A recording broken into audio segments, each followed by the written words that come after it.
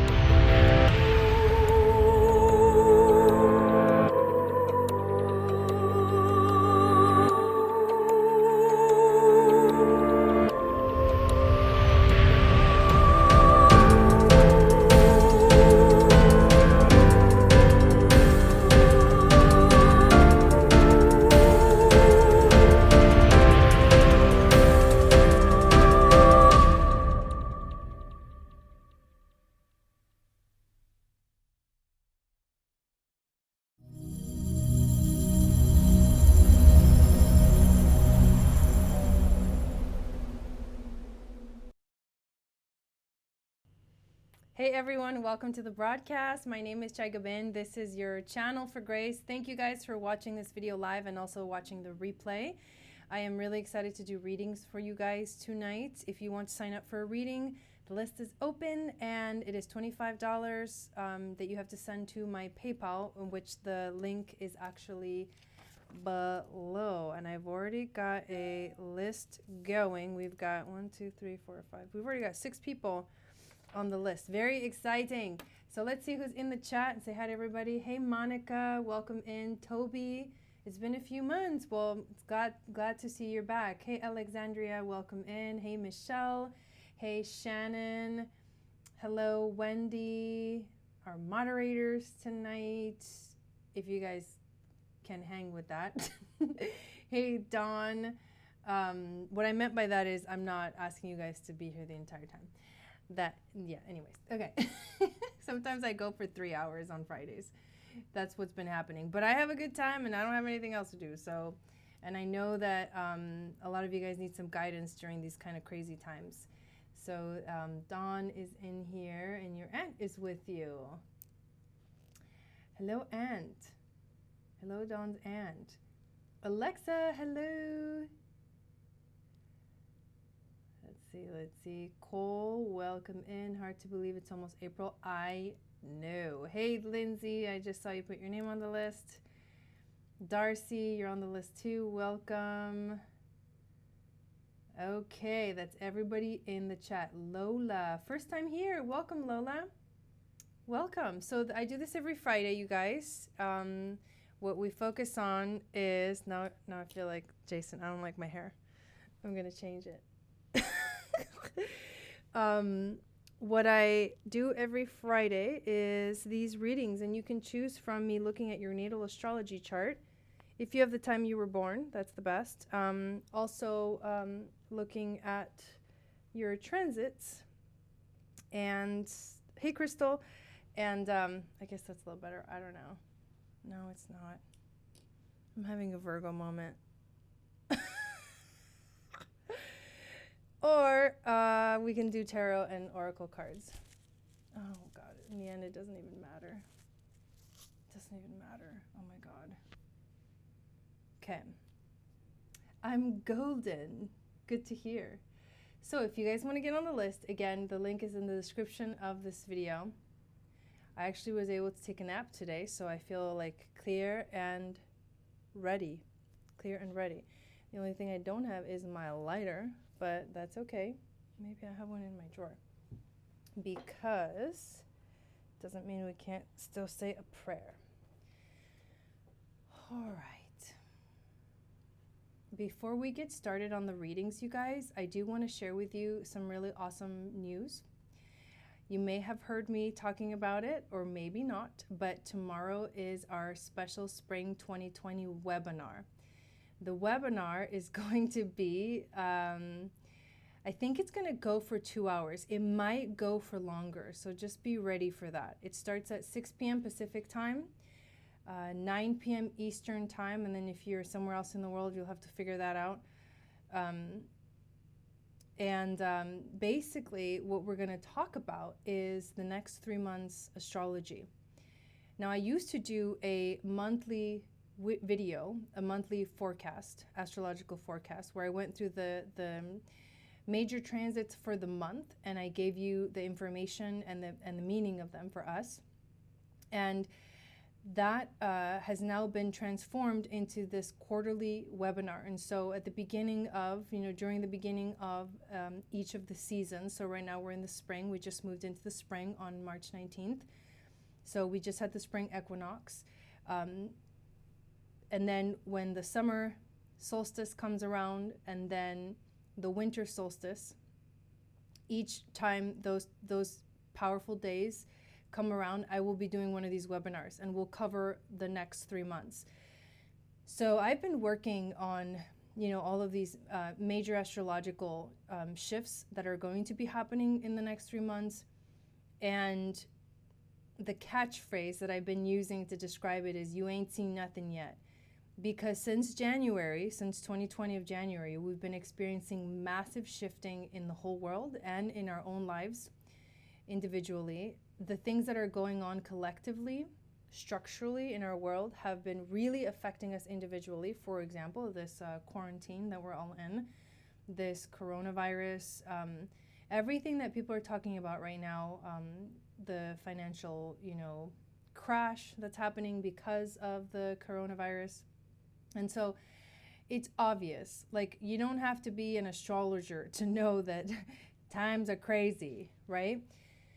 So what I would do in the webinar is go over those powerful days and show you what's to come. Now, the astrology can't tell you exactly what's going to happen, but it can give you a sort of a timeline to help you understand and look at the energies and see how the energies are going to be affecting us in what areas of our life.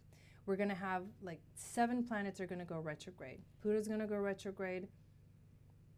Saturn's going to go retrograde. Venus is going to go retrograde. Jupiter's going to go retrograde. Mercury's going to go retrograde.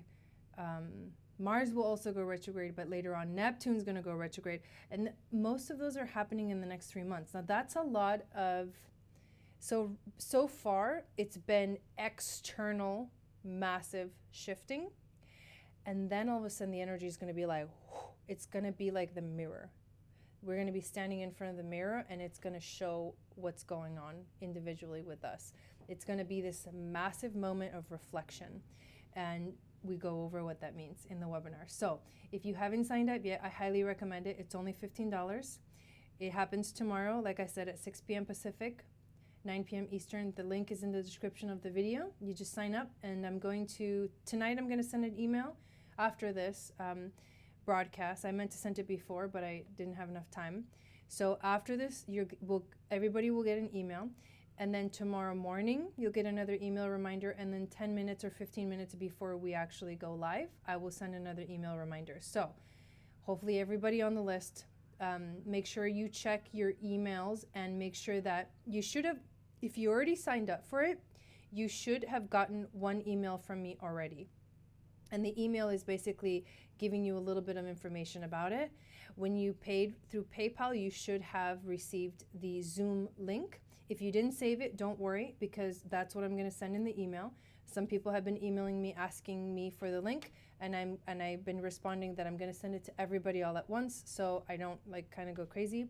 There's quite a few of you that have signed up, which makes me so happy to know that you guys are so excited to know what's happening in the next 3 months.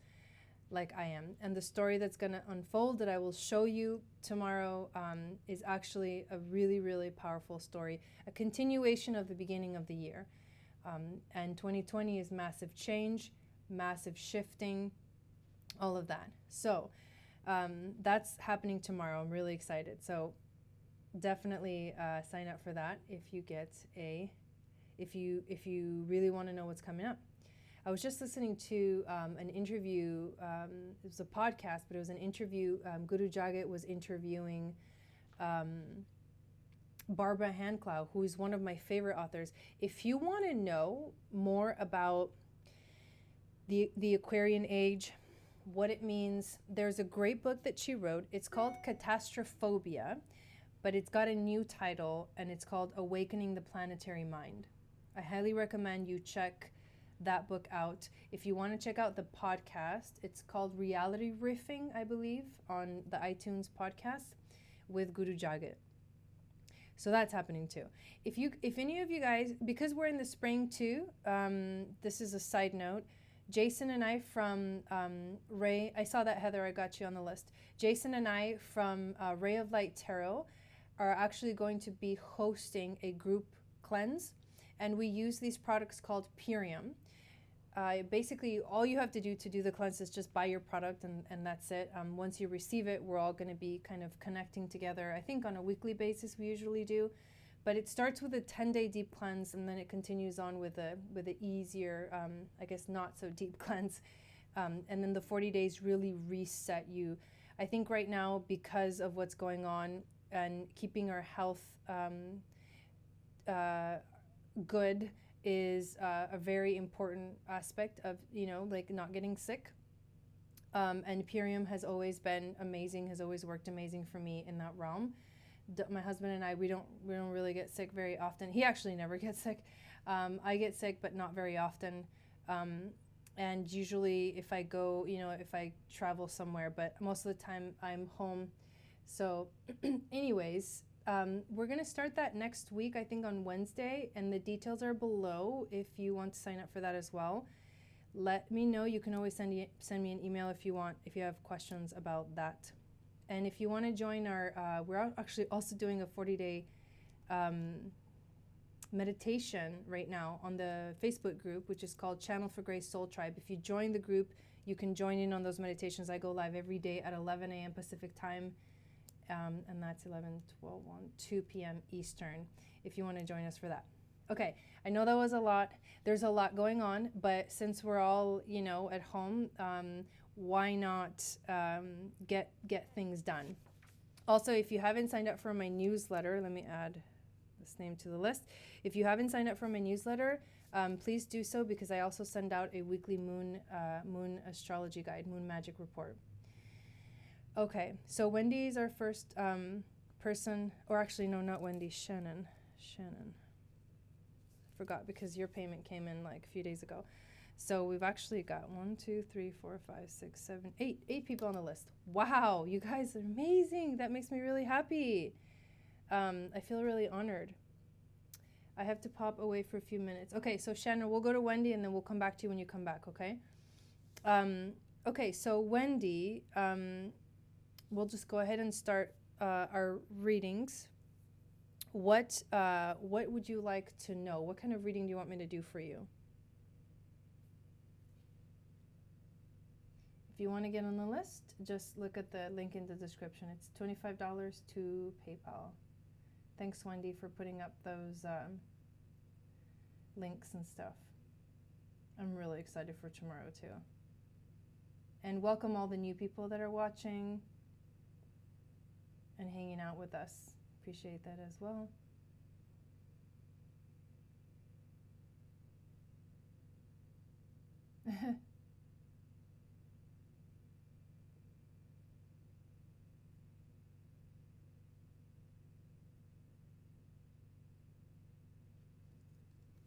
Purium said April 1st, a product in, it comes in. What does that mean? A product in, it comes in?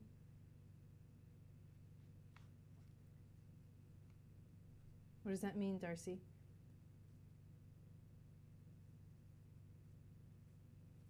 Oh, so Heather, yeah, so So basically your name goes on the list and then we just kind of go through. Let me actually check PayPal as well. I'm pretty sure Wendy's putting in all her info.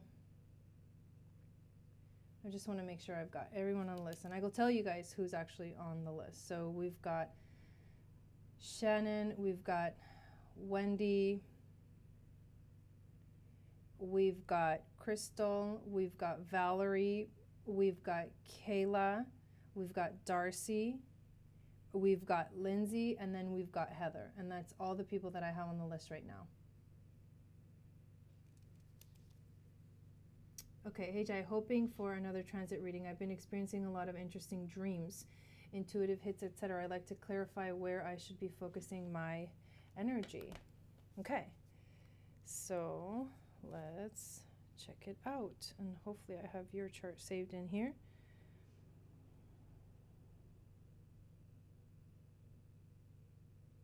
I do. Oh, I love it when that happens. Okay. My dog just sat under my feet. I was like, what is that? That's so weird. Okay, so what I do is I pull up your chart and then I pull up the transits. I take up the transits that are going on right now. I take an image of it. And we go into sharing my iPad screen. And then let's transfer this like this. You guys see how it all goes down right now. Oh, Lola is Kayla. Okay, good to know. So everybody that actually signs up for a reading tonight gets entered to win a free reading. So I'm doing a giveaway, and the giveaway will I'm gonna do just a separate video to announce that specifically.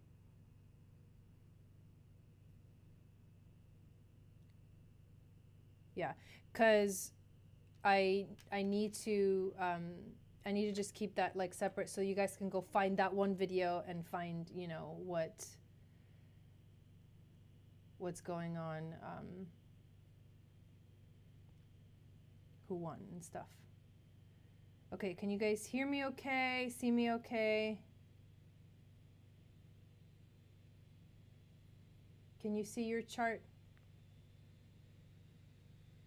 Wendy?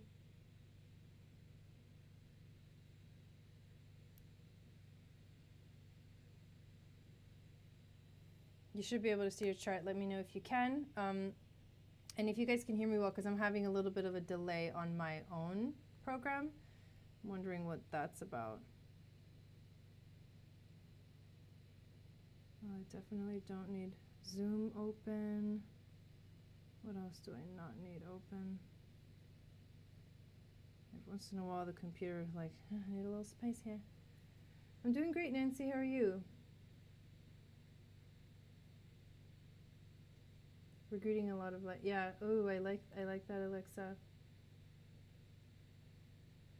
Take me out of the pool for the free read. I won last time. Oh, okay. If you want me to take you out, I'll take you out.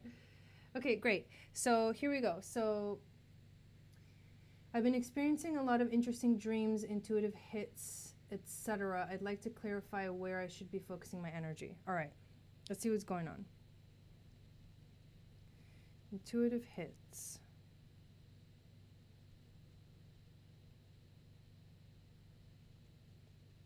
When you think about intuition, the signs that speak of intuition would be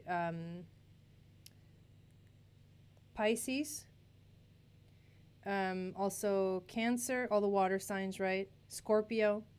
There's nothing really in Scorpio right now. The North Node is at 2 degrees of Cancer, so the nodes go backwards in time. The nodes are going to go into 1 degree of Cancer next, and then into 0 degrees of Cancer, and then they're going to switch into Gemini and Sagittarius on May 5th. So as the nodes are at the last degrees, what that's going to do, it's going to activate for all of us a the last degrees of any planet, things intensify and we feel them very strongly. And we know that Cancer is, the North Node in Cancer is about connecting to our purpose, but also the actual North Node being in Cancer is about our intuition. And so I believe that our intuition is going to be definitely getting stronger collectively in this next month or so. Also, when we look at Neptune, who is in Pisces, he's been in Pisces for a while, but right now he has entered your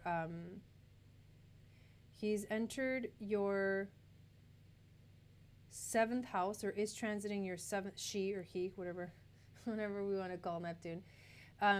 It's transiting your seventh house of relationships.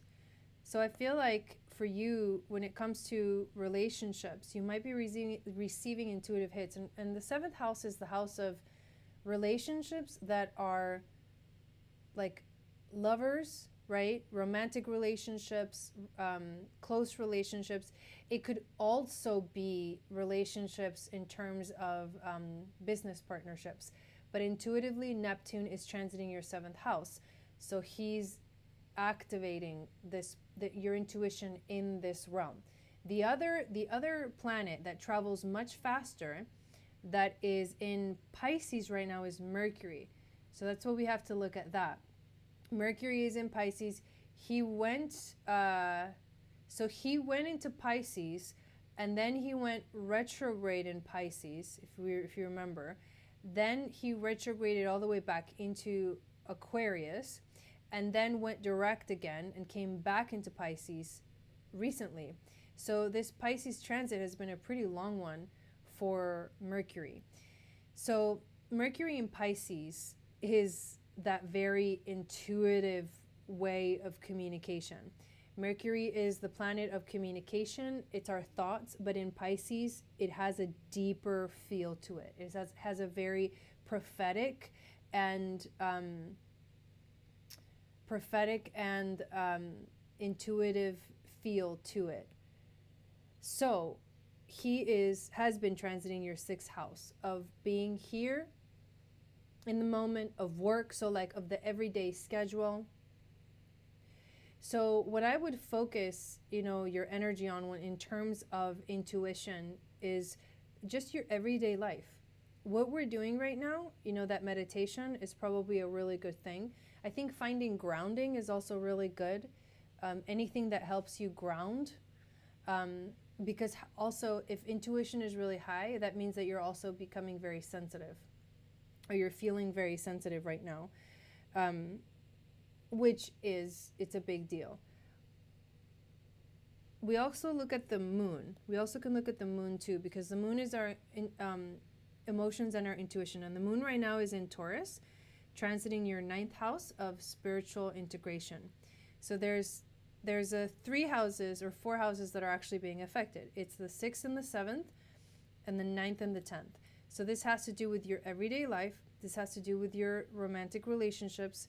This has to do with your spiritual integration, so your spirituality, and it has to do with your career. But mostly is your everyday life, your relationships, and your spiritual integration. And remember that the moon in Taurus is exalted. It loves to be in Taurus. It feels really good in Taurus. It feels comfortable. It wants to ground down. So if you're able to find that grounded energy, the moon will actually conjunct your natal Jupiter in the next few hours. So you're also feeling that connection. Jupiter moon, or Jupiter conjunct the moon, or moon conjunct the Jupiter, is an expansion of the moon's powers, which are intuitive. So this is definitely, you're on it. What you're feeling is you're super connected right now, because Jupiter, your natal Jupiter is expanding the moon that's transiting in the sky right now. So it's actually activating your intuitive abilities more. Focus on the spiritual aspect of your life, being in the present moment, and using your intuition to help you with whatever you have to deal with when it comes to your relationships. That's my final answer. But yeah, very, very cool. Are you back, Shannon? I think she's back. Yeah, I think it's that Jupiter Moon conjunction that is activating your intuition right now.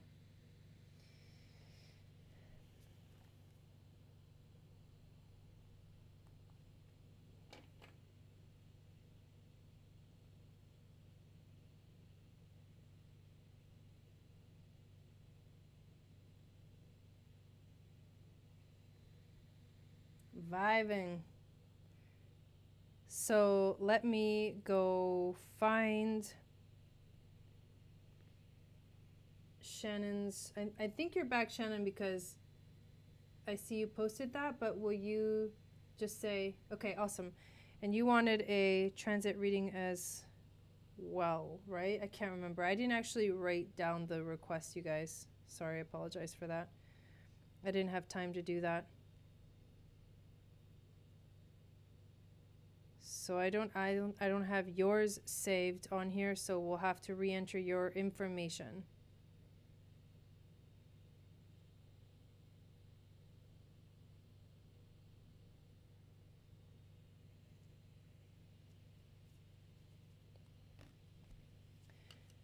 So what's your question, and what did you want me to what did you want me to read? I think it was a transit. Just want to make sure.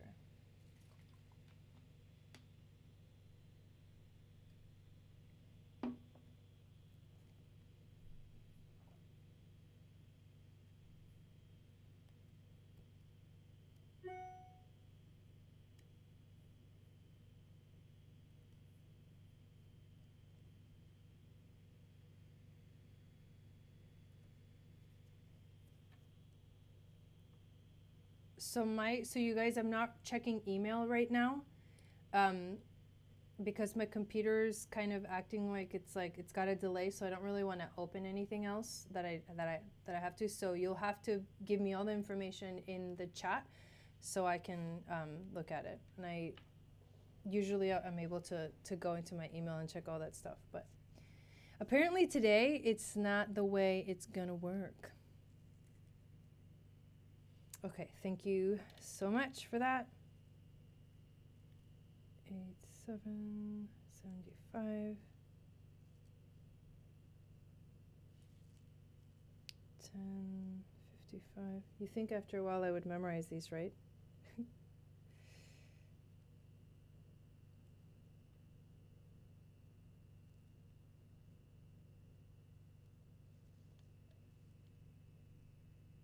Whatever I see. Okay. Yeah, thanks, Wendy. Okay, 10:50 a.m. Misawa, Japan, 8775. Okay. Oops.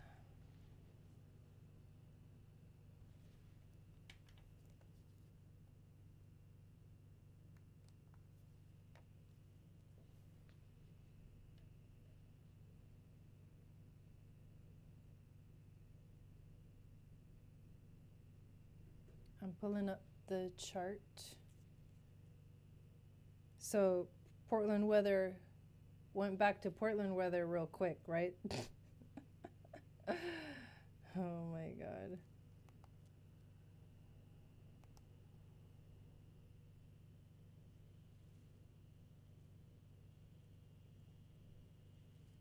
Okay.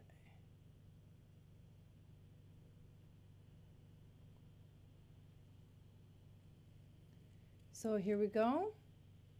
Let's switch the screen. So here is your chart, Shannon, with the current transits. I'm just going to look at it and see what we got.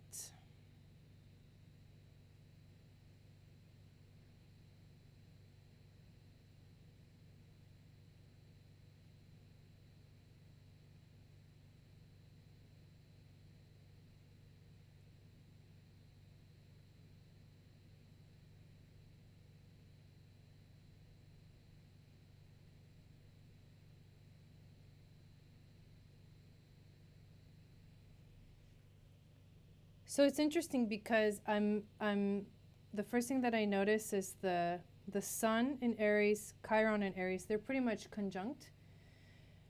They're actually transiting your 6th house of work. So what I'm feeling is like and I guess I would ask you, are you feeling a strong drive, like inspired action when it comes to work? Because you should be feeling like very inspired to work and to like figure out a way to kind of run your everyday life where you're being very productive, your daily schedule. I think right now you're being inspired to be really productive. So hopefully that's something that you're doing in your life. Moon's transiting your 7th house of relationships.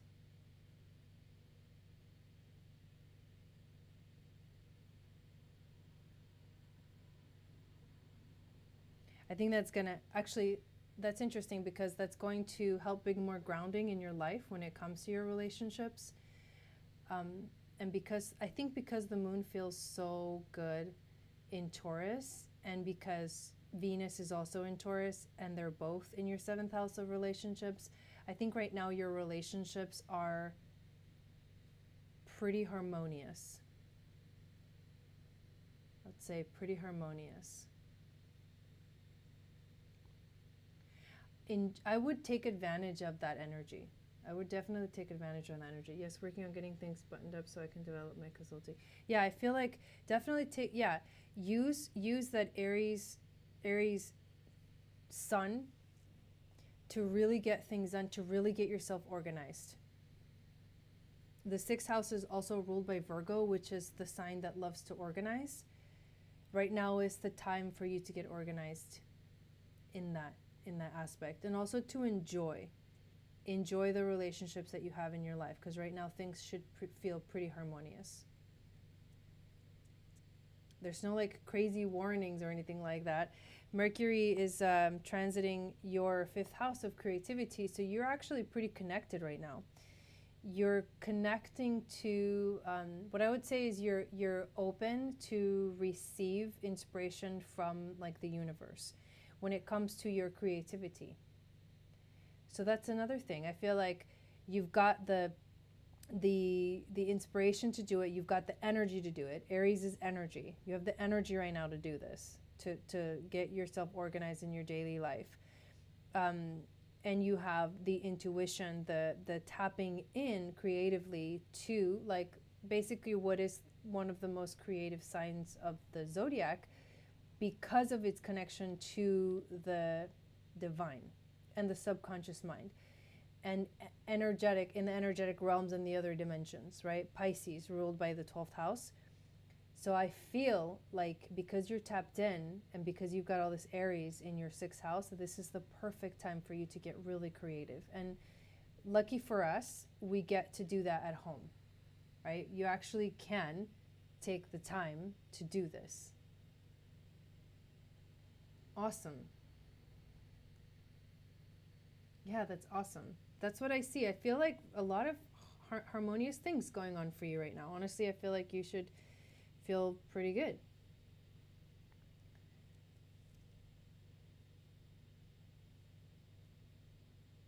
Everything's changing and we know that. But when we're more aware of what's going on, we actually can take time to enjoy our lives.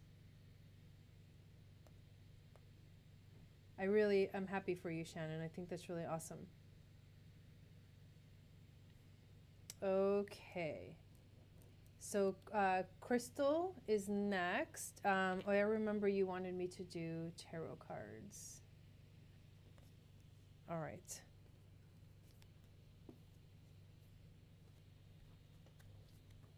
So let's pull some tarot cards for Miss Crystal. Would you like to post up a general question so that people in the chat know what question I'm actually answering? I already know the question. It also would be nice to get a refresher. But I do remember you wanted tarots. Thank you, Spirit Guides, Angels, Teachers, for being here with us today. Thank you for clearing my energy and clearing the energy of these cards that I'm going to be using to do these tarot and oracle readings. Open up the channel of communication with the higher frequency energies. And I hope that we receive a powerful message and that Crystal receives some guidance as to her situation that is going on right now.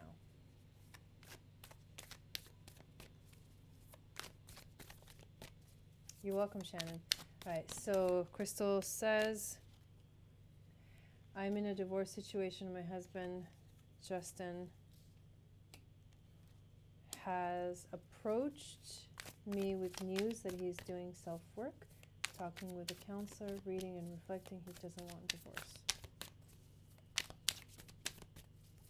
This is coming right before my lawyer will be looking into financials. I'm pretty sure he is hiding money and is just being manipulative. My question is Justin serious or is it a diversion?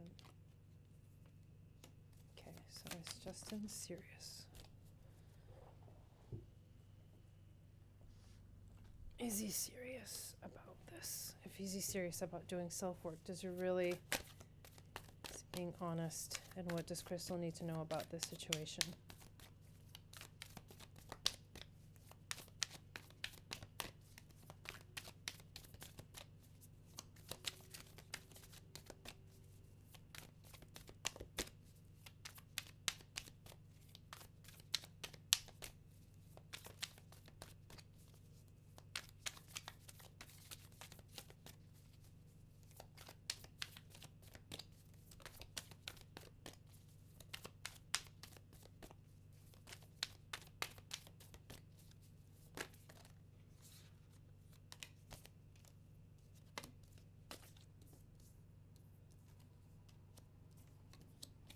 Get one more card for Crystal.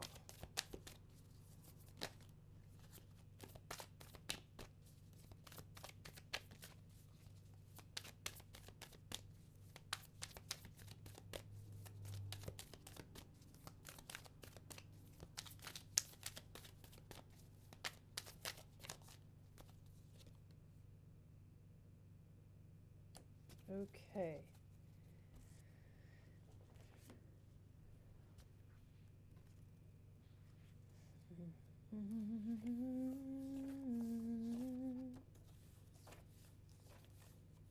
It's funny because I remember when you sent me the email, I was like, oh yeah, well, the 30-minute reading will be great. And I didn't even think in that moment that I was going to be doing mini readings.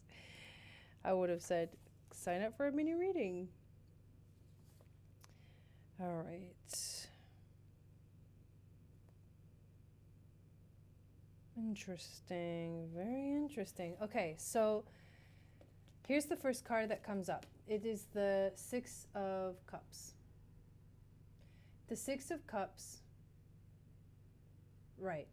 The Six of Cups is a card of, it's kind of like this nostalgic energy. It represents looking back and reflecting on the past. So I actually feel like we'll see what happens as the reading unfolds, but this feels like someone is actually reflecting. Someone is actually reflecting. And the Six of Crystals, which is the next card you get, basically says that someone who has wealth, someone who has money is actually going to be giving. There's like an inheritance. It can signify a great inheritance, or it can symbolize charity, giving, and generosity. So that's interesting because you mentioned the whole money situation, right? Well, it's almost like you're right. There is some money involved. But the card itself is actually a good thing. It's a good energy of money. It's like Jupiter energy. Jupiter is the planet of abundance. He always like, brings in, he comes bearing gifts, I guess you could say. As a divorce settlement, yes, it's possible. You know, I would definitely, here's, you know, my honest feedback is to have the lawyer investigate what's really going on when it comes to money, because it's, yes, it is possible that there is some kind of money involved here that needs to be addressed. However, if he's really wanting to get, you know, to get together, it's like, well, what does that represent when it comes to this, like, abundance, right? What does that represent?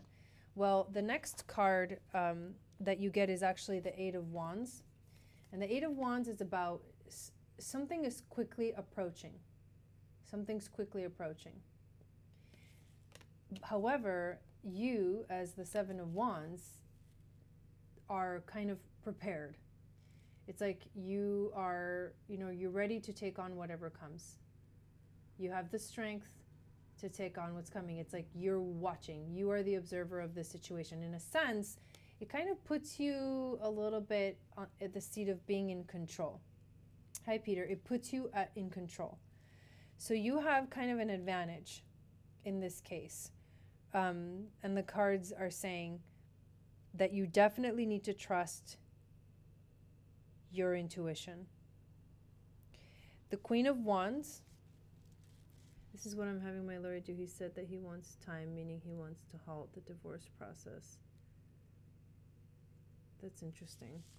The Queen of Wands is the card of being confident about what you're passionate about. So you have to connect with what you're passionate about.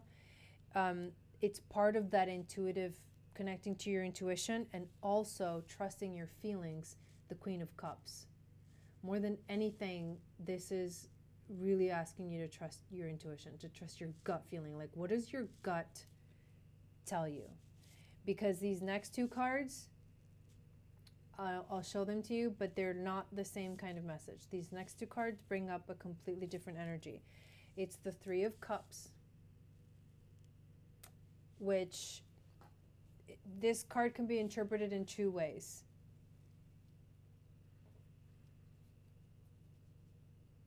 This card, that seems a little bit pushy. You know what I'm saying? So the Three of Cups indicates like a third party situation. Like there's a third person or a third entity or a third energy involved here, that's influencing what's going on. That, I guess that could be, does he have a lawyer? Just randomly. That could be, here's the thing. If he really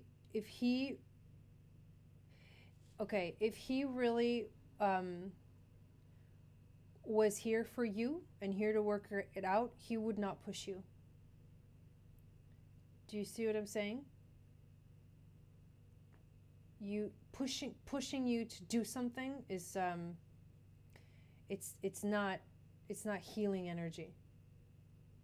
Giving you time, expressing himself, and then giving you time to decide, that's true healing. But pushing you to make something happen, not so good. You know, maybe what's going on is that he does have this amount of money or whatever, and he doesn't want to get divorced because he doesn't want you to have access to that. Oh, has she? Interesting. Well, I mean, trust your intuition. And then that, you know, that like sort of third party energy brings in the energy of the Five of Cups, which is grief. It's grief and sadness. So it's really kind of a weird, like it flows kind of interesting, this message. I think you hold the power. I think in your down deep in your gut, you know. You should not feel pushed. That's not a healing space. if you were going to ask me personally, what I recommend is to keep the investigation going. Don't stop the process. Let the lawyer finish the research so you know exactly what's at stake. Because if you feel any inkling of, I don't know if I can trust him, that's your intuition. He's trying to hide something, right? And there's something else involved that you're not seeing here. Something else involved that you're not seeing. This situation may end up in a lot of grief. I think for all parties involved, but at the same time, the most important thing for you is to go with your gut. That's what I'm going to say. But it is possible that there is something that he's hiding for sure. That's definitely coming through in the reading. So I hope that gives you some clarity. I think it will. I think it totally will. Let's actually pull some. If your intuition's screaming at you, you need to listen to that. You need to listen to that.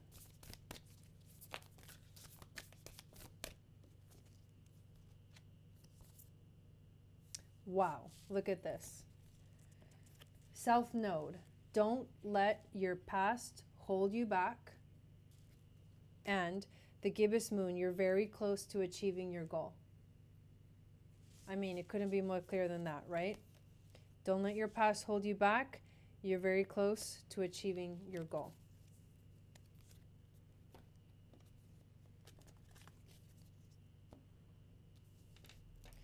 All right, Valerie is next on our list. After Valerie, it's Lola, Darcy, Lindsay, and then Heather. And if you want to get on the list, you send $25 to my PayPal link, which is in the description of this video. Yeah, sorry for the situation that you're in, Crystal. It'll all get resolved for sure.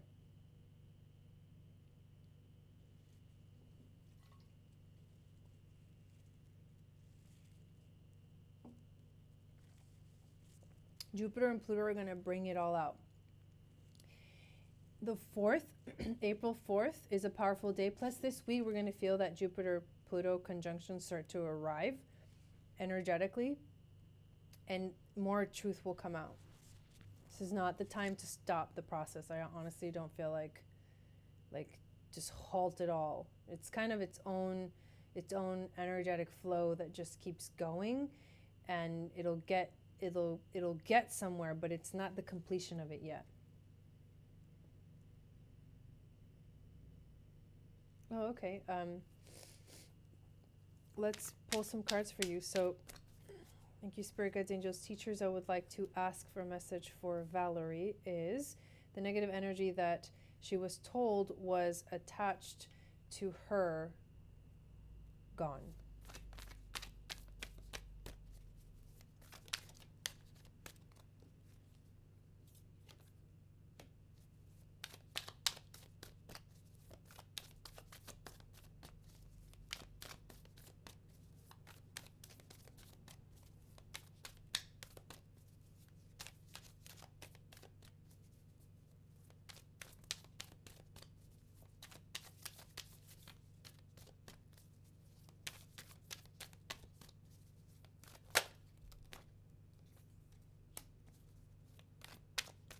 I think it is.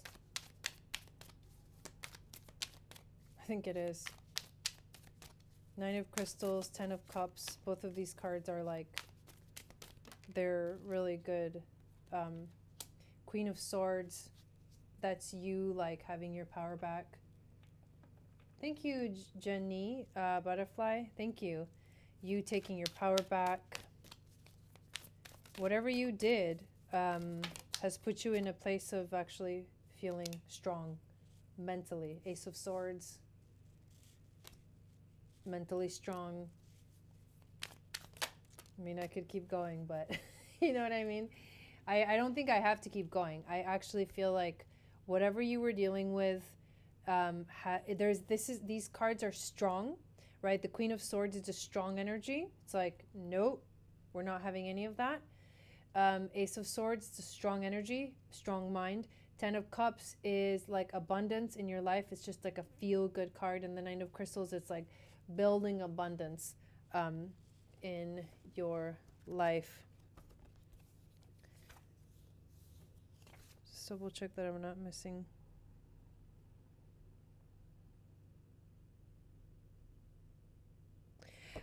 So the Nine of Crystals, it can also represent a moment in your life that you're entering where you actually feel powerful being on your own, or being, you know, not in solitude, because I feel like solitude is kind of has a negative tone, but it's a point in your life that you're entering where you're actually going to feel strong in your essence.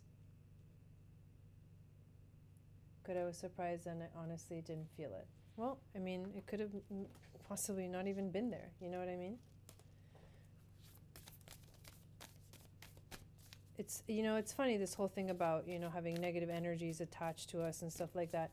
The truth about all of that stuff is, if you believe that you have, you know, something attached to you, it is possible, you guys. It is possible. The energy world, the spiritual world is real. And there are such things called psychic attacks. What happens is someone has an ill intention towards you, and they send that energy towards you. But energetically, you also have a choice to respond. It's not like energies take over you. And if they do, if it feels like something's like clinging on to you, what's happening is like what you need to do is you just strengthen your own energy to clear any negativity from your energy field. But you can do that. You can do that with your mind. And I think that's why we're getting the 2 sword cards. Your mind is the most powerful tool you have.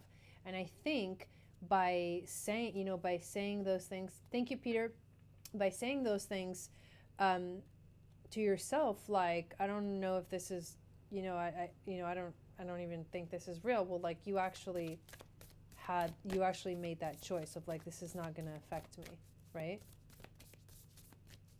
I just want to pull a couple of the Moonology cards for you.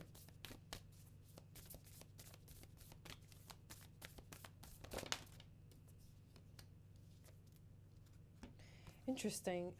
You have the new moon in Libra. A new romantic cycle begins. That's interesting. And then you also get surrender to the divine, the full moon. It's interesting because the next full moon that we're having is actually a full moon in Libra. It's just bringing in some different perspective to your life right now. So hopefully that helps you. That helps clarify what's going on there. You really do have the power. This is for anybody. If anybody feels like that they're being overwhelmed by other people's energies, you have the power to create that shield of protection around you and to release it. It's things like that don't take over you unless you allow them to. Yeah, really interesting. So Lola is next.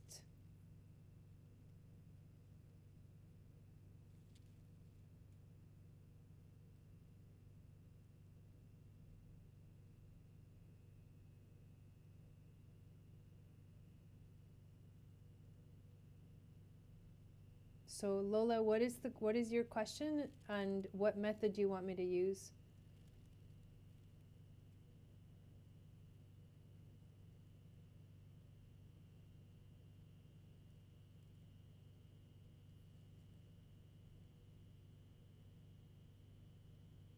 And if you guys want to get on the list, you can send $25 to my PayPal. And the link is in the description of the video. I do too, Alexa. I do too. That was an interesting question. All right. I married the first man who loved me without judging my past, and was in a really dark, lonely place 4 years later. I've done a huge amount of self-work and improved my health career and inner happiness. Now he seems mad at me for not being consumed by him. Is our marriage coming to an end because I've changed for the better? What's your, do you know your sun and rising sign, and do you know his sun and rising sign? Thanks, Lisa.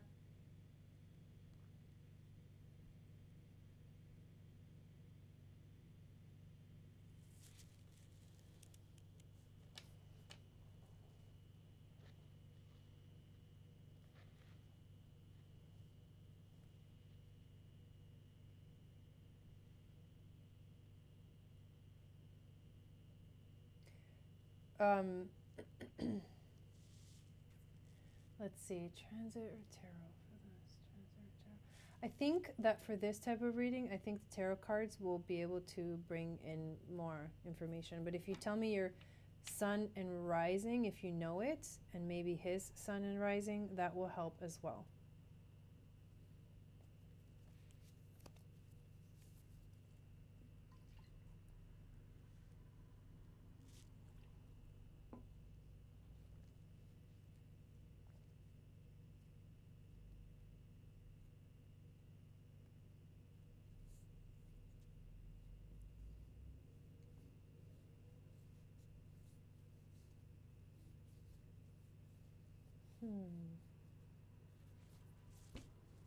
But just for the hell of it, I actually want to pull up your chart. What location were you born?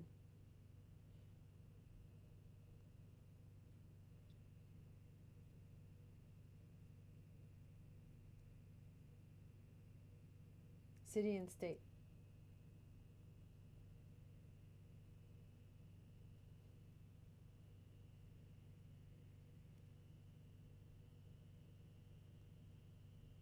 Something said like pull up her chart, so I kind of want to look at your chart.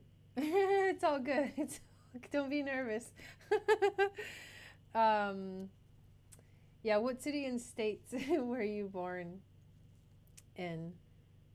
This is a very loving and supportive crowd that you are, or group or community that you are in, so don't be nervous. She listed the birth info but doesn't know your terms. Oh, that's okay.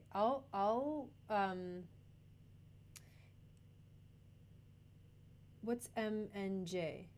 Oh, NJ. Is that New Jersey? Somers Point, New Jersey?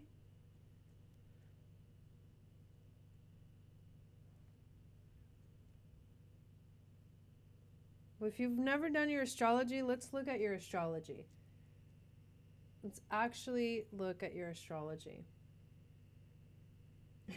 Yeah. Yes. You're safe here.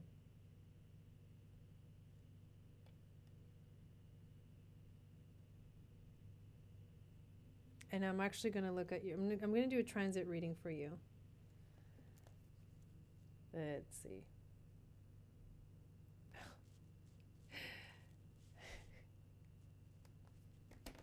I knew. I was like, okay. Something said do her chart. Do her chart. Okay. Because there's something that you need to know. How long have you been with this person? Since like what year?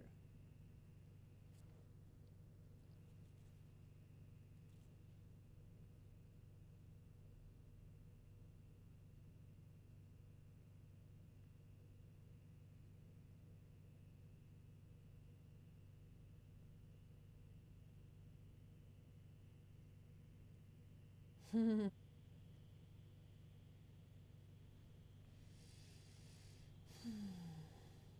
just getting it ready so I can show you too. Oh, I can't stand it when it does this. It doesn't let me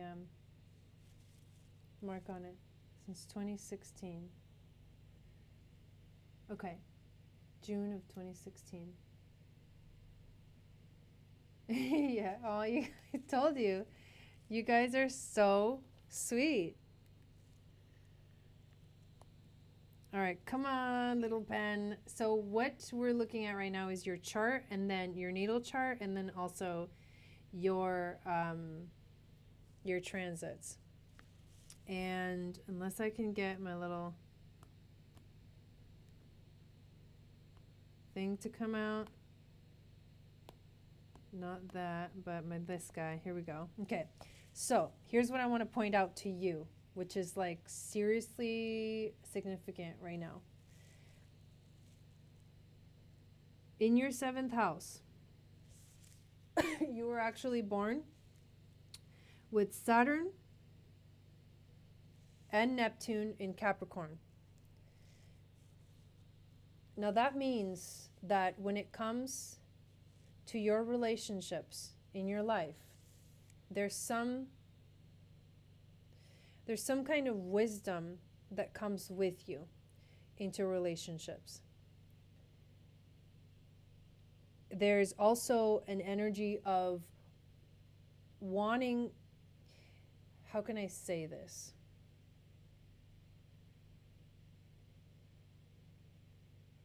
There's like a seriousness to your relationships. There's a seriousness. It's almost like business in a way.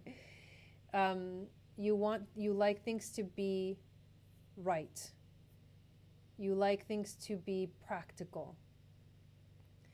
Also, this points to the fact people born with Saturn in their 7th house usually end up in relationships where they feel the most comfortable with someone who's actually quite older than they are. That doesn't mean that you're happy with that, but I'm just saying that there is a possibility that the right person for you is someone who's actually quite older. Now, that being said, the other thing that I want to mention is that you just went through your Saturn return. 29 years old is a massive year of shifting in everyone's life. When we go through our Saturn return, so Saturn travels this way around the chart, right? So your Saturn started here in your 7th house at 11 degrees of Capricorn. And in your life, it went all the way around and it just finally came back to where it was when you were born. And this happens when you're 29 years old. The Saturn return is a massive maturing. So now I'm going to ask you, how old is your husband? It's a massive maturing. You are a different person than you were a year ago.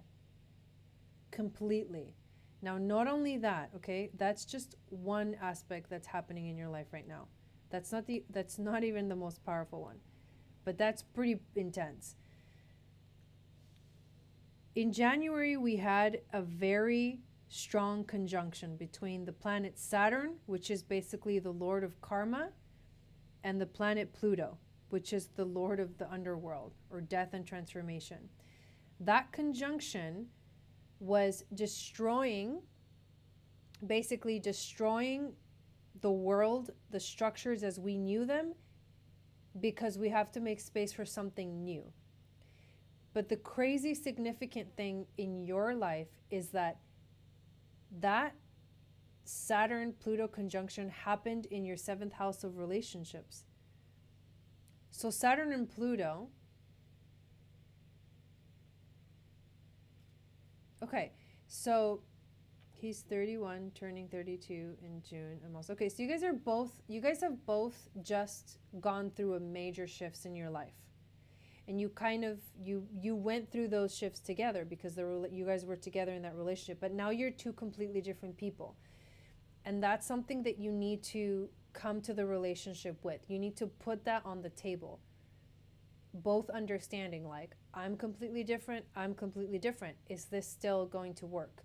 Now, what I was going for is that Saturn and Pluto basically are just, for you personally, they're destroying relationships that no longer work for you, that no longer serve you. And now Pluto and Jupiter, which is Jupiter is the planet of expansion, and Pluto's the planet of death and transformation and change, they are going to conjunct 3 times. Once in April, on April 4th, another one on June 30th, and another time November, I can't remember the exact date, but in November. And these 3 are very powerful transits that are going to expand that energy of transformation. So anything that is still, if you've come to a point in your life, in this relationship, where you feel like it's just not working, there's no communication, we can't seem to even be on the same page, intuitively you know the answer. Intuitively you know the answer. And that's the thing. Astrology can show you what's happening energetically, but you're the one that gets to make the decision. You're the one that gets to make the choice. So intuitively, you know whether this relationship is over or not. Sometimes relationships, actually a lot of times when relationships finally end, the day they actually ended wasn't the day that they actually ended. The relationship was actually over a long time ago. But it took the people in the relationship this long to realize that it was not working until finally make a decision. Sometimes that's a mutual decision. Sometimes one has to decide to end it because the other one is not in agreement. But this points to a lot of like change and transformation in your relationships. So if your relationships are not, if they're, especially if this relationship is not evolving, right? If you feel like you've gotten to a certain point in your life spiritually and you look at this other person and they're not in the same place and they can't be with you in that energetic space, then you will always be ahead of them. And I can tell you from experience that that is a very uncomfortable place to be in a relationship. If you don't have someone in your life, especially with the relationship that's this close, right? A marriage. If the person on the other side, if the person that you're in the relationship with can't see you for where you're at and can't see you for who you are right now, then you have to make the decision of, is this person willing to make the changes? Is this person willing to even see my side and everything that I'm going through? If that's not possible, then you have to think twice about it. Relationships are going to continue to change for you. Honestly, when I feel into it, I feel like the relationship is not, it's over. Do you know what, do you know what he is? Is he like a Gemini? What's his sign?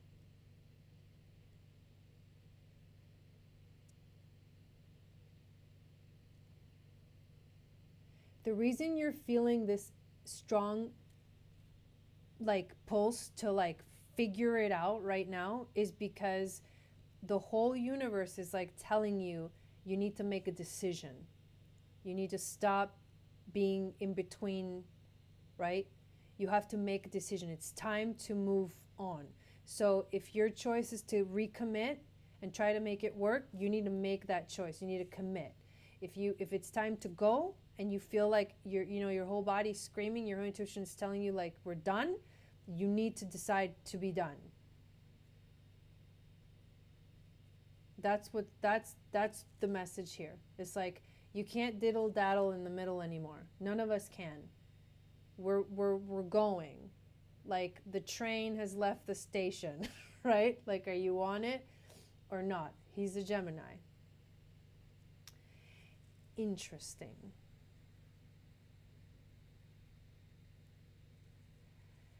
Interesting. I would really like to know what his rising sign is. But either way, the funny thing about Geminis is they get this bad rap, and it really depends on everything else in his chart. It's not really, this isn't just about a Gemini, but if he has a lot of Gemini, like strong Gemini energy in his chart, Geminis get a bad rap because they tend to be kind of egotistical, I'm a Gemini. I know this from experience. They tend to be, they tend to really like, they love thinking about themselves only. I'm just going to put it out there. It's okay. It's not a problem. However, a Gemini, when Gemini, right, we can talk about the sign itself. When Gemini gets to a point in their lives where they've transmuted that ego energy and understand that where they come from is like spiritual truth, and they don't try to be know-it-alls, that's when they've transcended that shadow aspect of Gemini, and they stepped into a higher expression of Gemini. Okay, so you got to ask yourself, like, where is he at? Where is he at in that part of the process? Because when you say Gemini, I feel like, well, Geminis love to talk and Geminis love to express. And so it seems interesting that there's so much discordance going on. But if all of this going on in your chart is saying, dude, relationships are, there's death. Pluto is death. This is the death of relationships for you.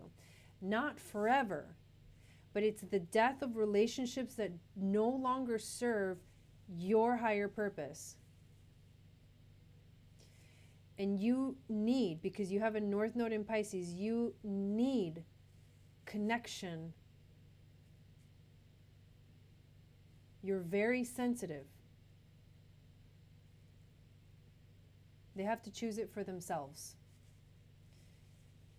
They have to choose it for themselves, and they have to go through their own realization process. So there's no way, to know, because I don't know. But because I'm looking at your chart, I can kind of see the themes that are kind of going on for you.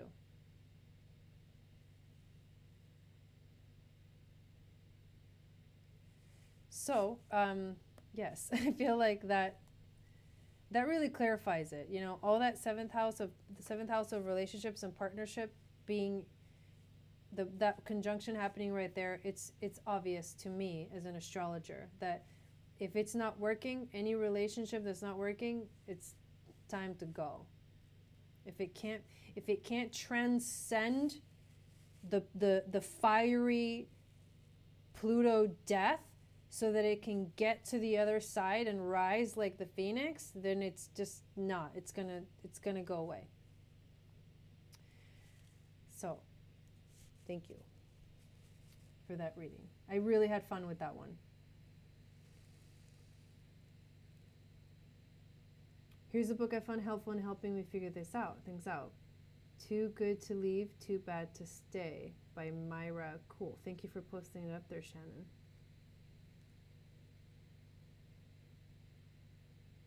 I don't know. I'm just saying that because I am a Gemini, but I have a lot of Gemini, and I've gone through that process, and I've had to learn to be more open-minded as a Gemini. I think all Geminis do eventually have to be like, okay, I'm not the center of the universe. I don't know it all, We all go through that process, but I think Gemini, because I know it so personally, that's what it makes me think of if there's communication problems. But we have Darcy next.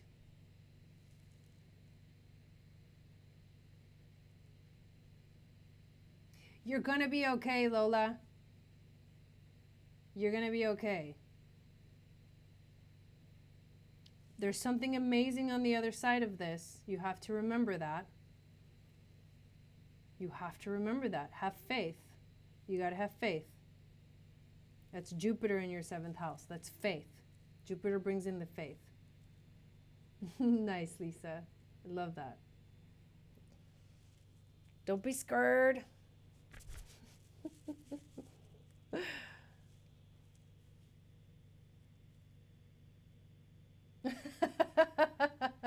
Dawn.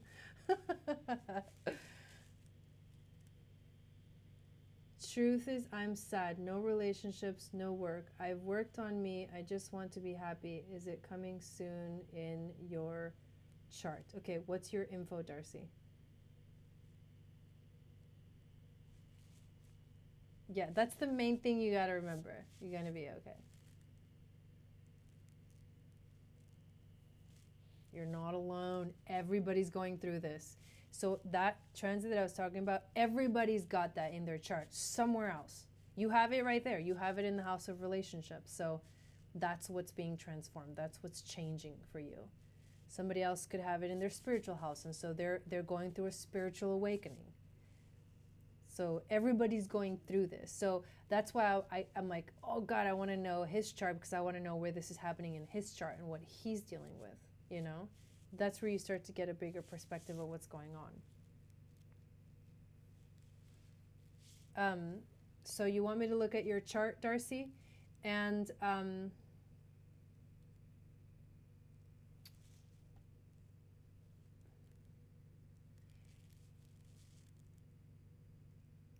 yes.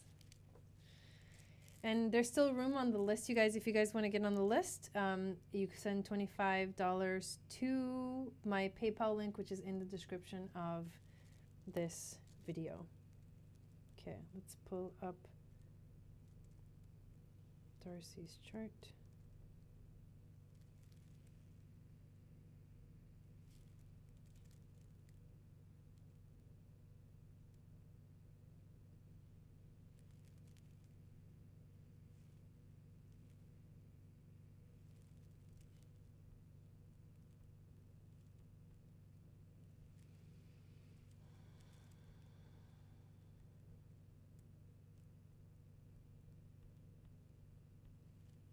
Let's make sure I got it right. 10/26/73, 5:16 p.m. in Albany, New York.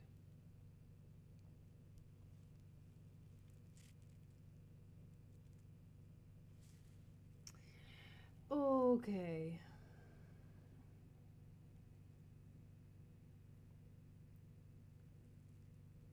No relationships, no work. I worked on me. I just want to be happy. Is it coming soon in the chart? Well, I can look at your chart.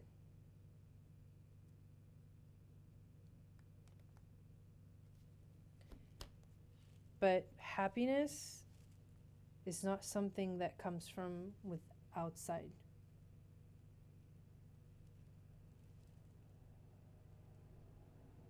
That is really important to understand. Nothing outside of you, no relationship, no job, nothing outside of you will bring you happiness. The happiness has to come from within.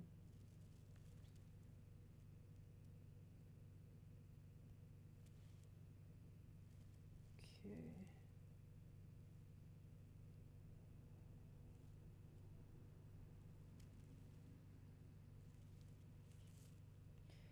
I'm sorry that you're going through a rough patch, right?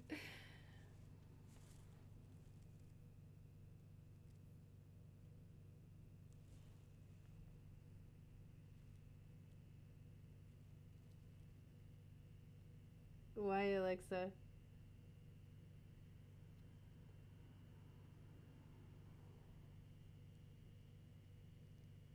Okay, so here is your chart.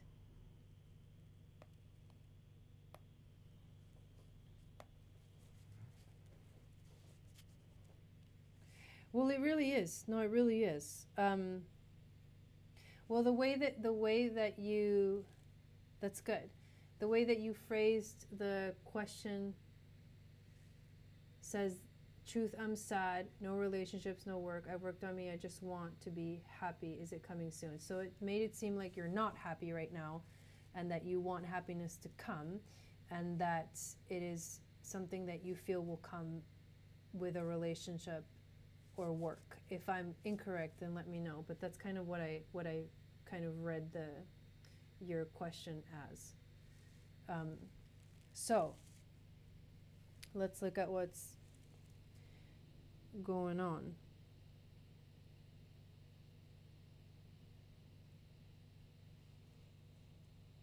I don't know if I mentioned this to you before, but the nodes are, it's interesting because you actually have the nodes, I think I may have mentioned this before. Okay. Okay. So the nodes are, you're having like, it's crazy, but you're having a little bit of an existential crisis right now. That's really what's going on.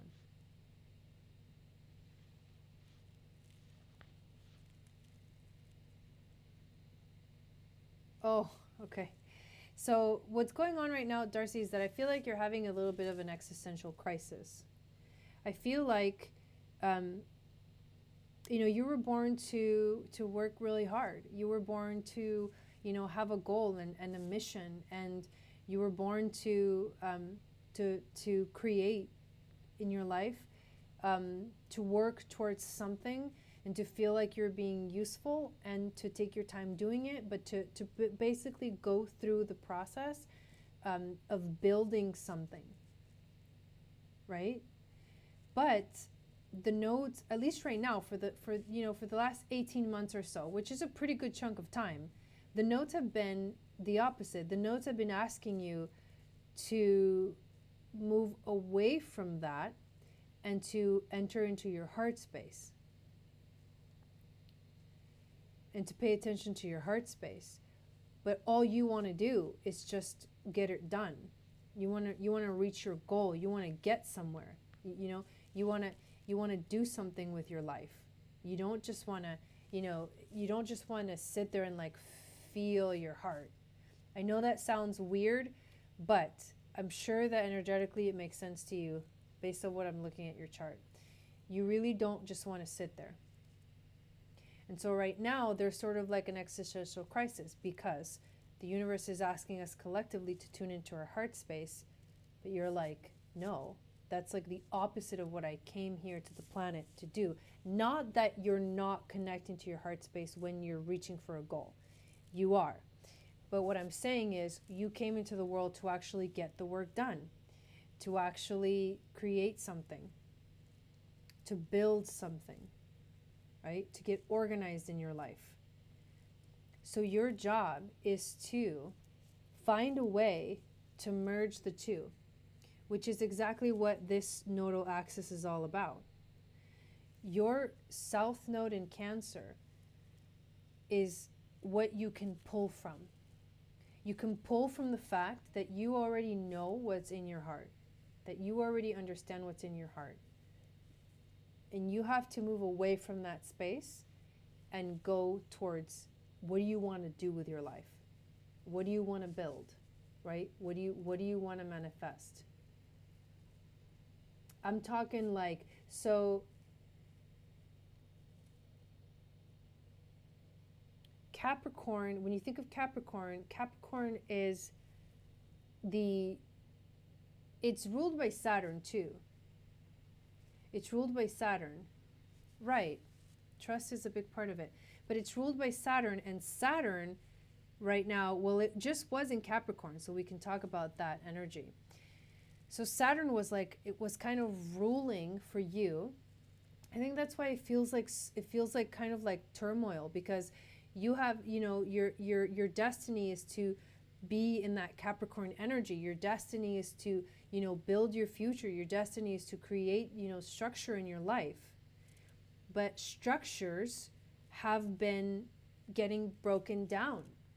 And that goes for all of us. Collectively, we see what's going on. Structures and systems of government are breaking down. And so in a sense, it's almost like your destiny is being tested right now. Right? It's like you're being majorly tested right now.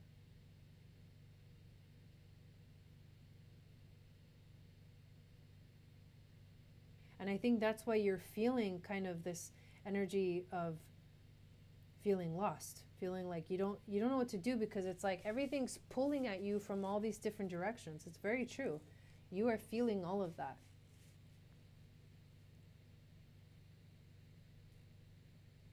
So here's what I'm going to tell you. So you mentioned work and you mentioned relationships.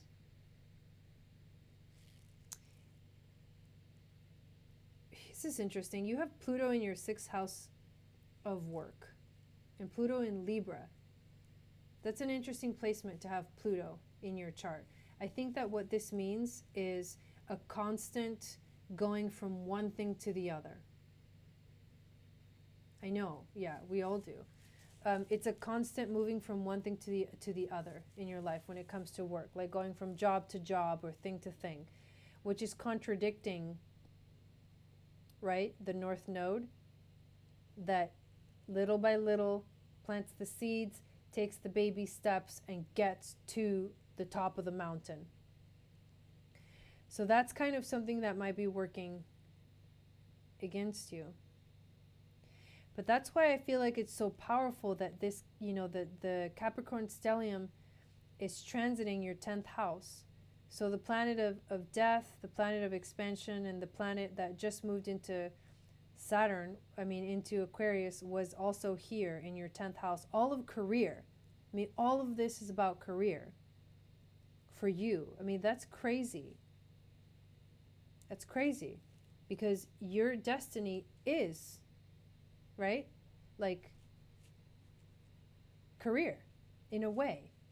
It's not just career. It's like organizing your life in a way that you feel like you're going to get somewhere. That's your destiny.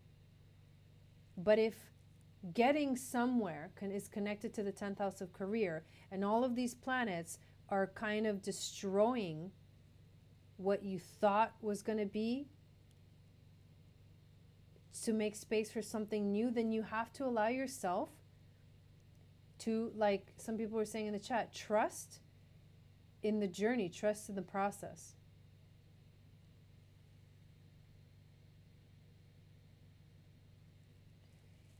Yeah, so that makes sense, that Pluto in the 6th house, that makes sense then. Because there is, something is like coming out of all of this. Right now, a lot of people are actually out of work. A lot of people have been getting laid off. A lot of people can't work. Nobody can go anywhere. You know what I mean? But I do feel like you've been kind of feeling this for a long time, and I think it's because of the Pluto influence in your chart, your North Node, and then, all of this transiting your 10th house. It's been difficult for you to find something to actually do, right?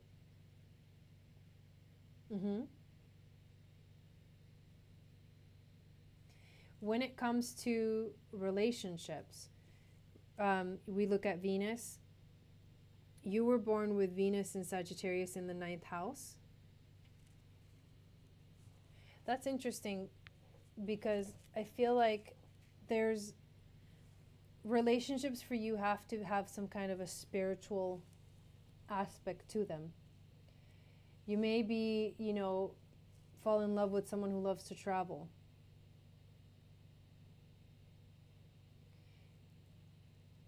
You may, what you enjoy in another person and what you enjoy yourself is freedom. So to find, that's what you have to look for in a relationship, is someone who's able to give you independence and at the same time love you and want that closeness. Maybe even travel with you. Gemini is she's in Taurus right now, transiting your 1st house, which is, it's actually a really beautiful transit. I think you should really be taking care of yourself, like pampering yourself right now instead of worrying, if that is what you're doing. But self-care right now is the most important. And when it moves into Gemini, it's going to be it's going to be like right here. It's going to be in your 2nd and in your 3rd house of finances, but also communication. So Gemini, Venus in Gemini is going to ask us to reflect on relationships. So I feel like right now is, for you personally, is a time, instead of trying to figure it out, you have to give yourself the time to actually reflect.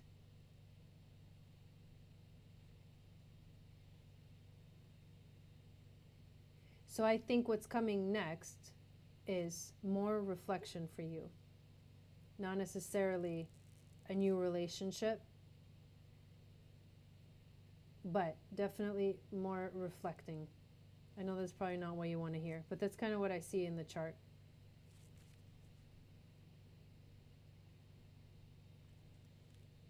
It is temporary too. Yeah, exactly, Wendy. It's like things will change. Things are changing. That's the whole point.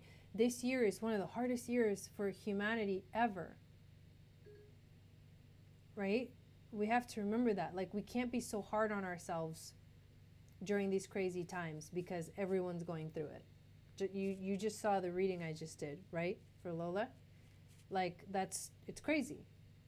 There's crazy stuff happening for everyone. I think that you're going to learn. I think this transit, I think after 2020, after, you know, when Jupiter moves into Aquarius and Mars moves into Aquarius, which is happening soon, I think you're going to start to feel that pressure ease off of you.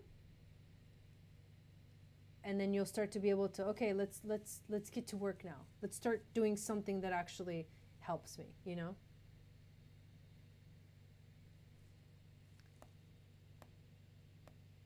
So hopefully that gives you some more clarity. So the chart doesn't tell you what to do, and it can't predict specific events per se, like when you're going to get a job or when there's going to be a relationship coming.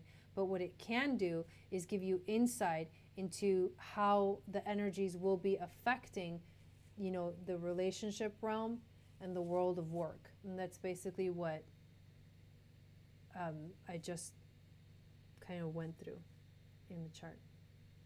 So hopefully that helps you feel better. Okay, so Lindsay is next.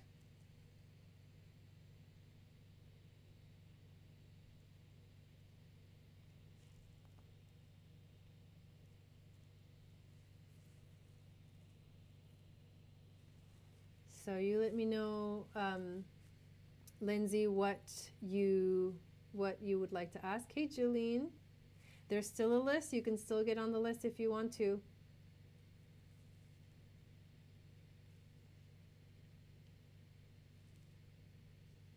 Remember, Darcy, the happiness comes from within. If you feel like a loser, the energy is going to be of I'm a loser. You know what I'm saying? You got to find your confidence. You got to find your strength, your inner strength. You have to just try stuff, you know? I'm not saying you're not trying stuff. I'm just saying, I think right now, because also Saturn in Aquarius, we're all being asked to get a little more innovative, right? Everybody's being asked to get innovative about how they're going to do things. And we all have to start coming up with new ideas, right? Nobody can work right now. So that's kind of puts things at a weird perspective, you know? All right, Lindsay, what guidance does Spirit have for me with regards to what I'm wanting to do tomorrow? Ooh, what a fun question. Okay.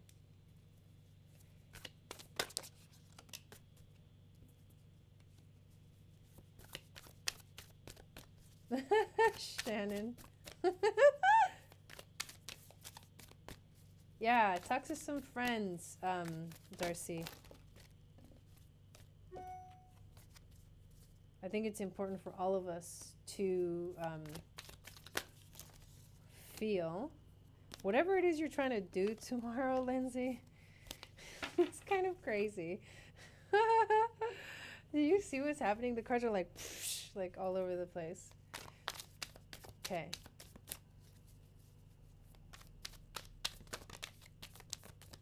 So Jai, odd is only 50 cents. I don't know what that means. Odd is only 50. What's C? 50 cents? All right, Julian, I got your list. I usually am. I'm just sad every other day for a bit.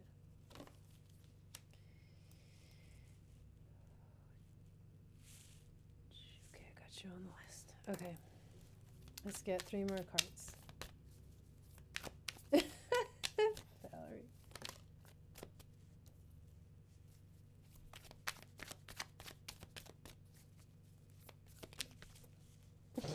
We're flying? What does that mean? Like you're actually going on an airplane? If you're gonna say yes, that is crazy. Okay, so let's see.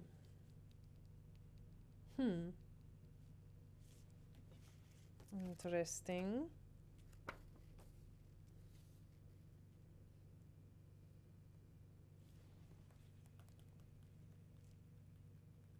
Wow.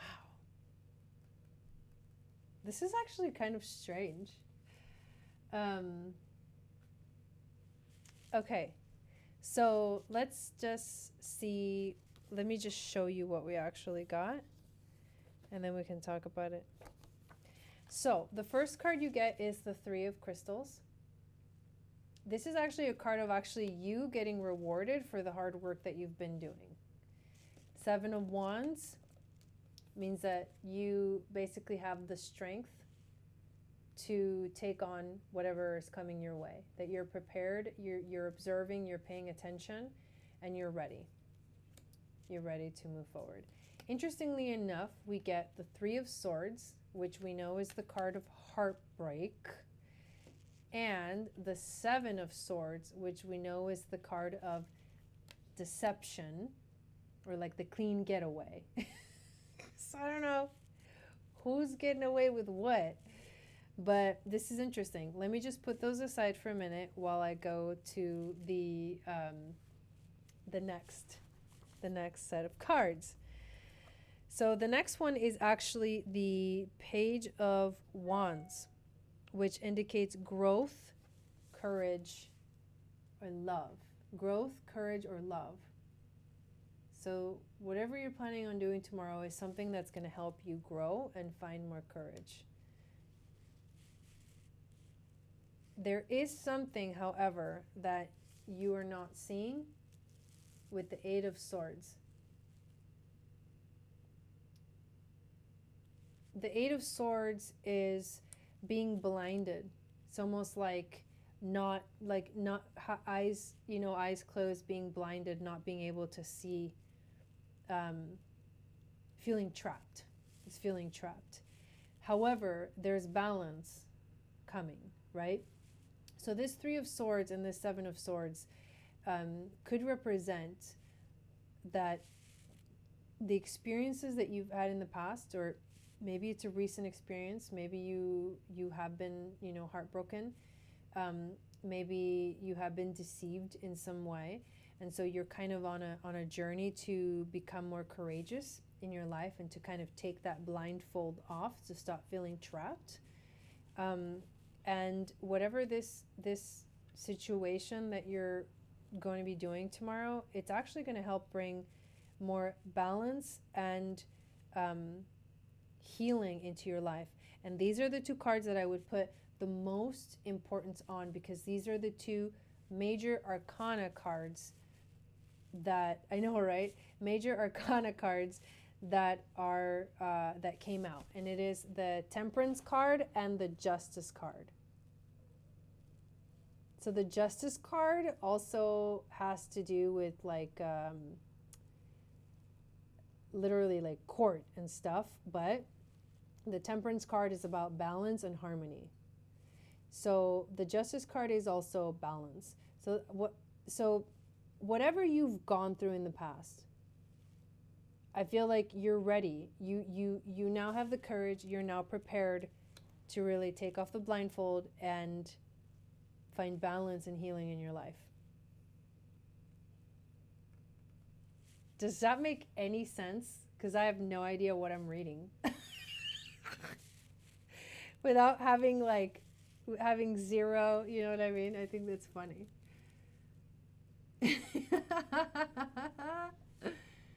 That's kind of what I see.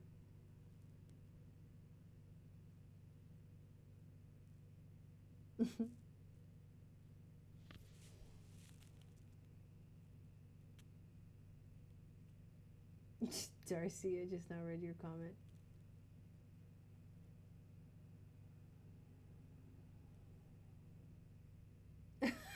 Swimming?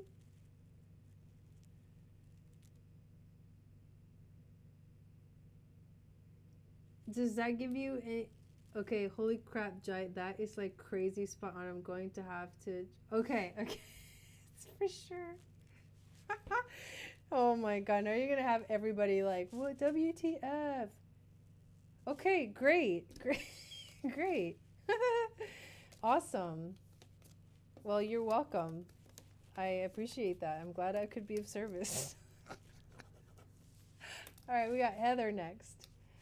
Heather is next. Thank you guys for your patience with these readings. I appreciate it. There's still room. There's still time to get on the list if you want to get a reading. I saw Shannon, you like paid again. You want another reading? But I'll go check real quick. Yeah, good luck, Lindsay. Oh, that cracks me up.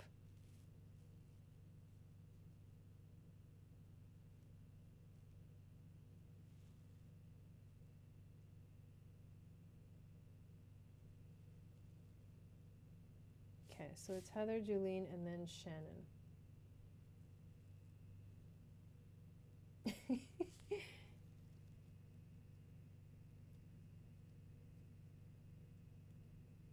Oh, okay. Okay. Oh, it's for Alexa. Okay, there we go. So do you want me to put Alexa's name on the drawing or yours? I'll let you choose. I should probably put your name.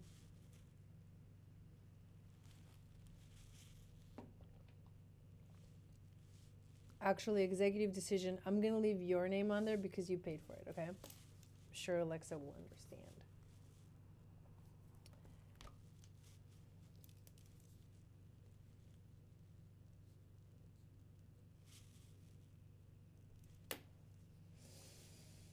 Okay. Heather, let's see what we got. Heather, transit reading, March 20, 1971.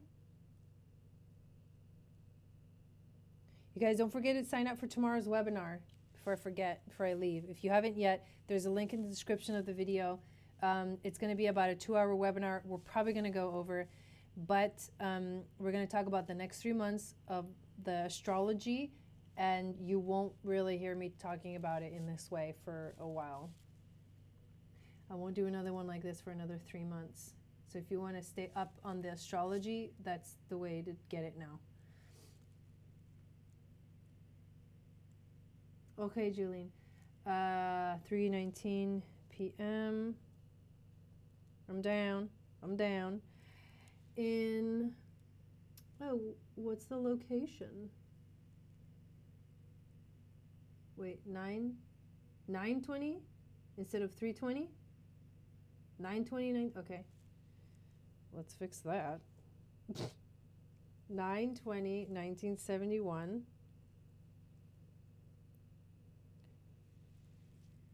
3:19 p.m. in Fresno, California.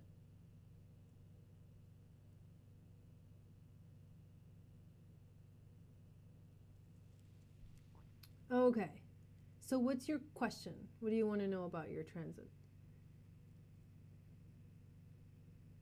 I'm down, Julene. Speechless. Okay.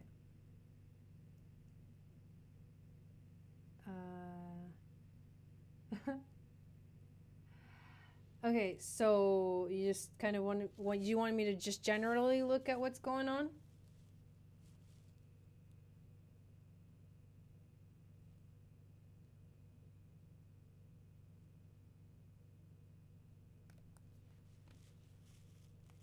Okay, let's.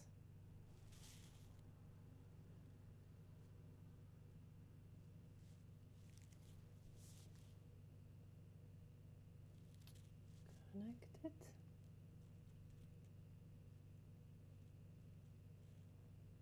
So we have Heather, Julene, Alexa, and if Julene does her son, then we'll do that too. 4305. Anything I should be looking for at this time? Relationship, job, life purpose. Well, those are three pretty big topics.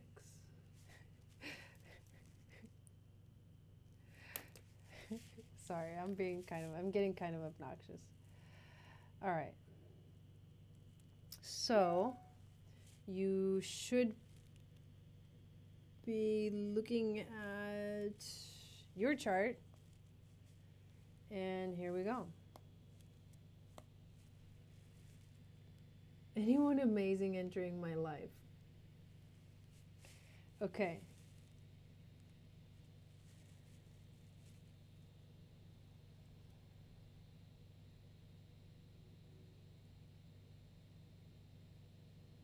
Well, you know, I like how you have your North Node in Aquarius, and Saturn has just moved into Aquarius. There's like an activation of your divine purpose, your divine destiny, with Saturn moving into Aquarius, and then Mars is going to move into Aquarius in a little bit. You have the moon in Aquarius too. That's a lot of Aquarius energy, which is really freaking cool because we're moving into the age of Aquarius. And let's see, where's your Venus? Venus in Libra. Okay. Venus, where's Venus right now? Venus is transiting your 4th house of the home.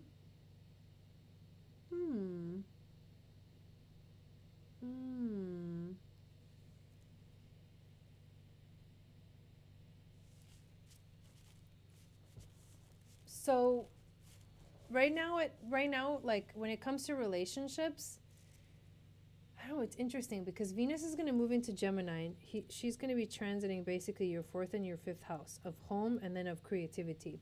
And Venus in Gemini is going to be a transit where we're going to have to reflect on our relationships. It's going to be a big reflection process. So what I'm seeing for a lot of people is maybe there will be someone great that comes into your life. Now you have Venus in an air sign.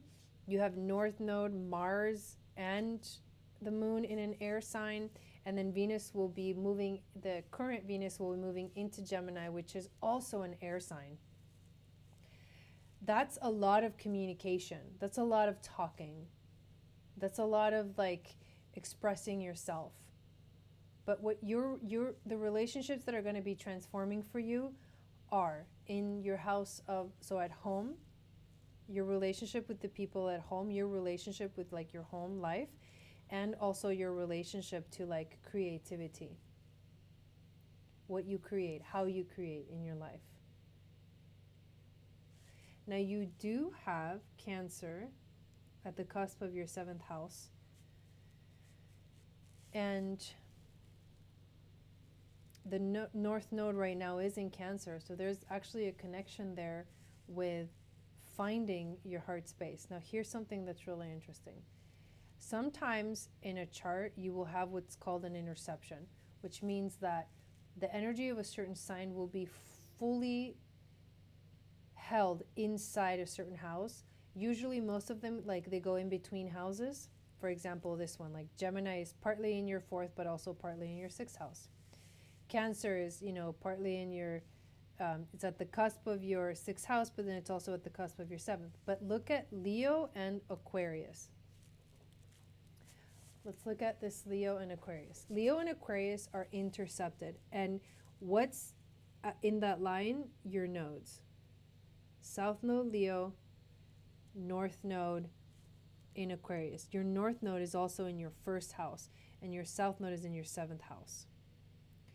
So what does that mean when it comes to, do I have the wrong date? God, that would be retarded. Let me go back and look. Oh my God, it's fucking hilarious.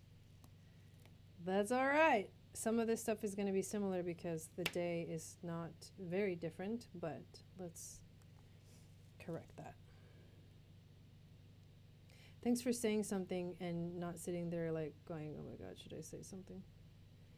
Okay, so we've got 9, 20, You're still going to have the North Node and the South Node in those placements. 3:20 p.m. Sorry about that. 3:19 p.m. Okay.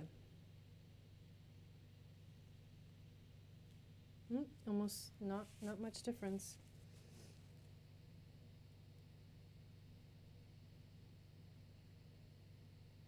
Just not much different. Okay, so let's take a picture of this.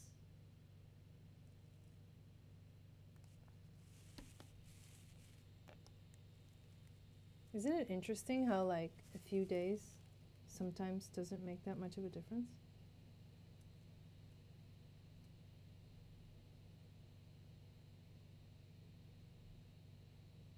Okay, here we go. Let's go back to it. Okay, so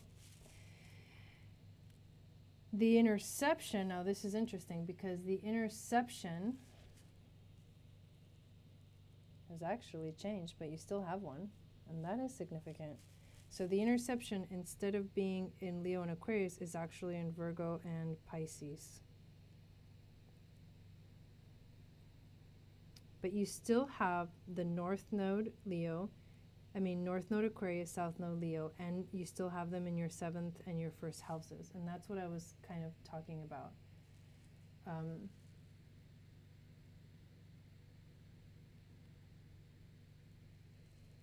Just want to make sure I didn't miss anything in the chat.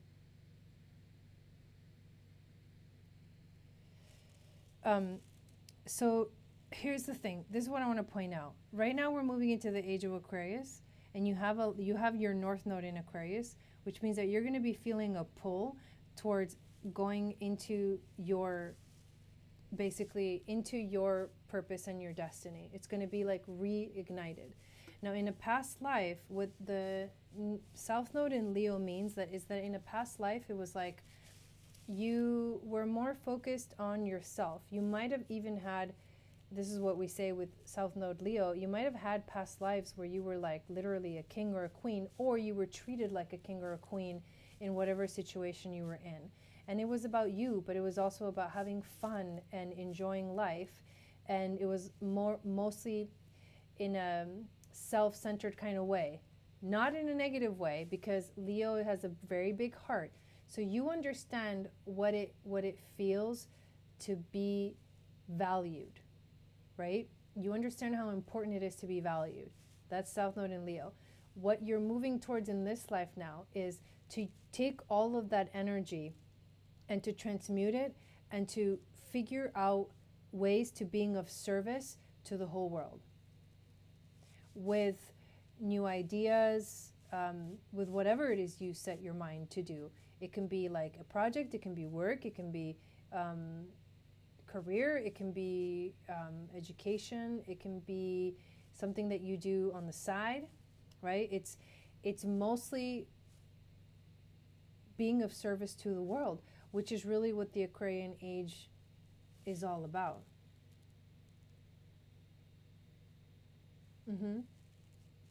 But now it's like, okay, now we're here, and it's time for the humanitarian side of you to come out. So if I go back, let's see if I can find your question. Anything I should be looking for at this time: relationship, job, life, purpose. So when we look at that, what I would say is the most important that stands out for me is this North Node in Aquarius, and the fact that we're moving into the age of Aquarius. And like I said, you're going to have Saturn there, you're going to have Mars there, and they're going to conjunct. As soon as Mars moves into Aquarius, it will conjunct Saturn, and that is a drive for change. We're driving for change. So you have to think about what are the things that inspire you right now to create that in your own life. It can be small, it can be subtle. It doesn't have to be like a big deal project where like, oh, I'm going to save the world, because it takes way more than one person to do that. But what it can mean for you is that you start to figure out what it is for you, what that means for you, and individually you start to activate that and do things that align more with what you really want in your life, instead of what you don't want, right? You get it. You get the picture. Let's see what else. I did talk about Venus, and the same thing is going to happen. She's going to transit your 4th and then 5th house. And that's going to be you changing your relationship, reflecting on your relationships when they have to do with home, and reflecting on your relationship to creativity in general. Yes. Speaking your personal truth. Yes. So you do have that Cancer at the cusp of your 7th house, which does mean that when it comes to relationships, you would like comfort. You want connection. You love being close to people. It's important for you to also have someone who can kind of be grounded and understand and actually organized in a way. So maybe move. You mean you thinking about moving? Having, if you go back to the North Node, having the North Node in the 1st house is like there is a big part of your self-identity that is connected to this. Like if you yourself are what is here. It's like, have you ever heard of Dolores Cannon and the 3 waves of volunteers? So it makes me think about that.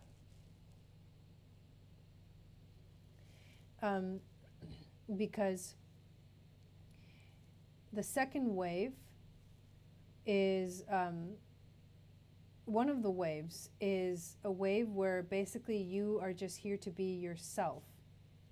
I see that kind of energy here with the North Node in your 1st house. You're here to be yourself. You're here, and by being you, you show up in the world, which is a different way of looking at purpose than we normally think about it. We normally think of it like, oh, I gotta go do something. But I think right now what we're all realizing is that we need to just be ourselves, but truly be like our true selves, right? Without all the extra baggage and peeling all the layers of the onion. Not move far, just getting antsy, waiting for change. Awesome. Yeah. So, okay. Well, there you go. So like that's something that I'm feeling for sure.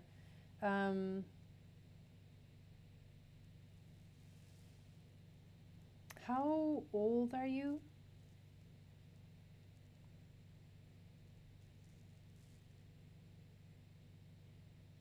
I don't do math, by the way, in my head. That's why I just ask people how old they are and stuff.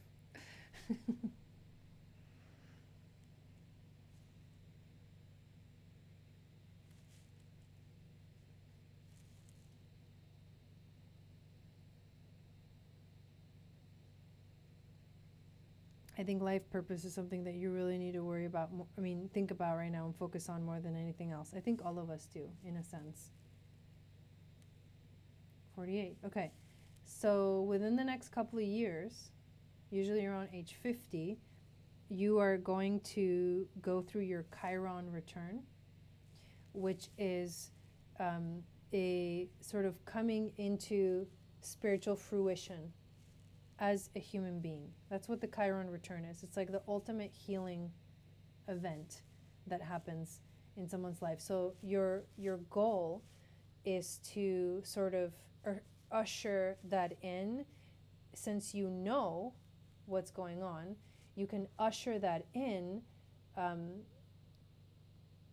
by doing the work now, starting to do the work now.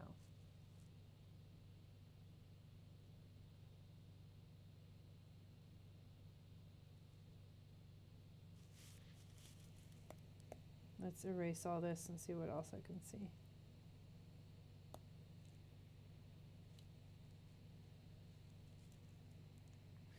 You do have Pluto conjunct your sun, which is kind of a gnarly transit. I was married, divorced, have kids. Youngest is 12, and yes, very much on a spiritual journey. Saturn, Pluto, it's kind of like, I mean, Sun, Pluto. There's a very strong desire for power here. There's a very strong desire to be in control and to have power. Does that resonate?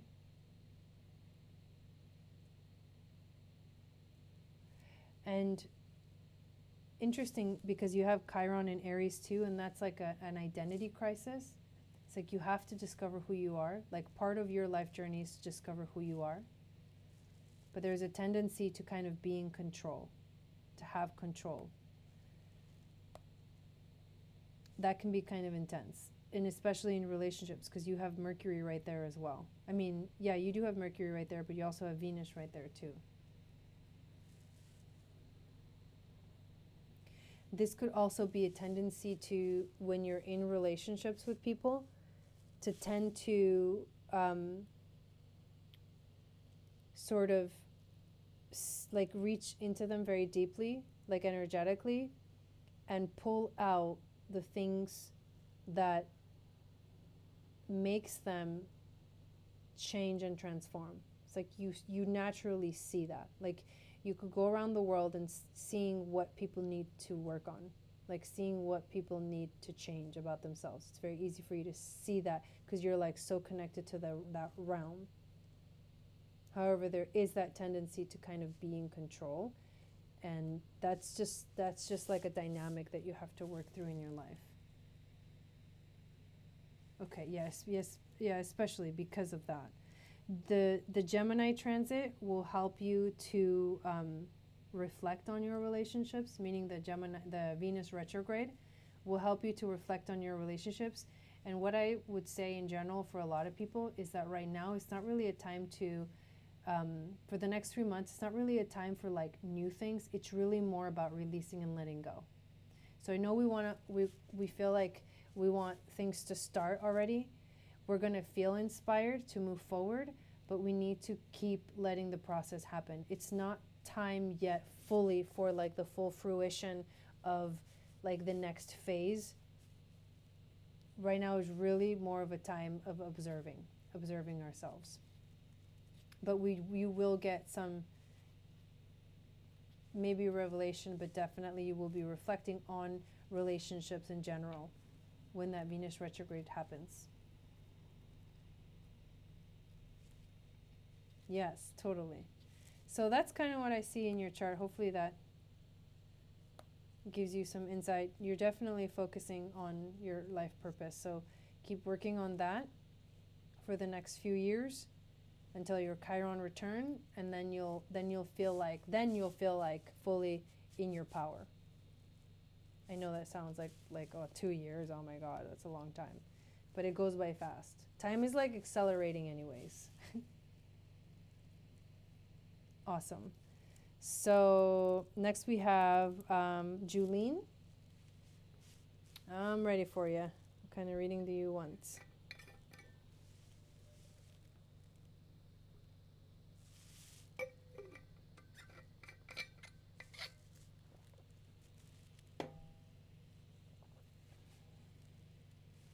Awesome.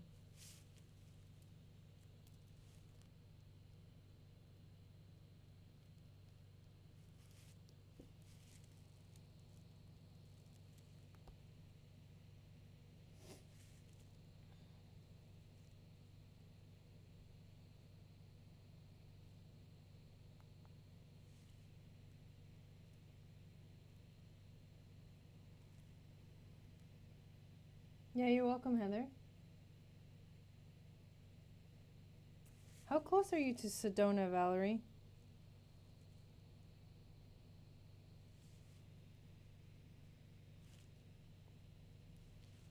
So we've got Julene, Alexa, and then I think Julene wanted to do a chart for her son.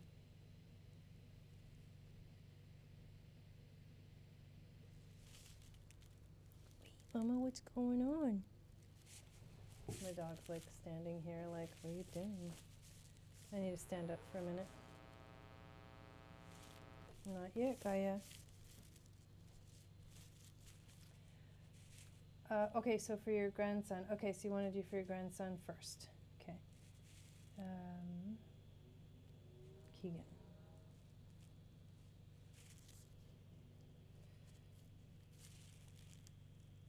May 6, 2008. This is going to be fun. Okay, May 6, 2008, 1:29 p.m.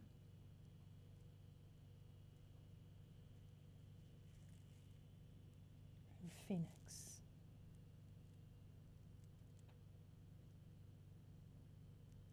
Thanks for being with me, you guys. I appreciate you guys hanging out with me. Okay, let me make sure I got it right this time. I don't want to mess up again. May 6, 2008. We're just going to do his chart. 1:29 p.m. Phoenix, Arizona.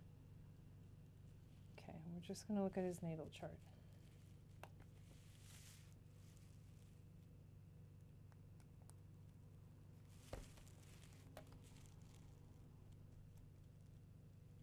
This should be fun.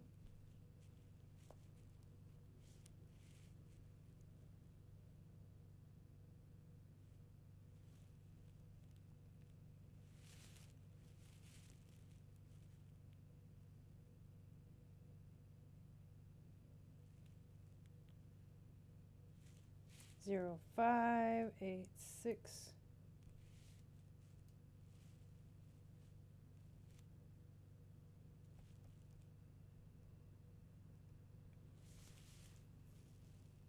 Okay. Here we go. Here's his chart. So let's take a look at what we see.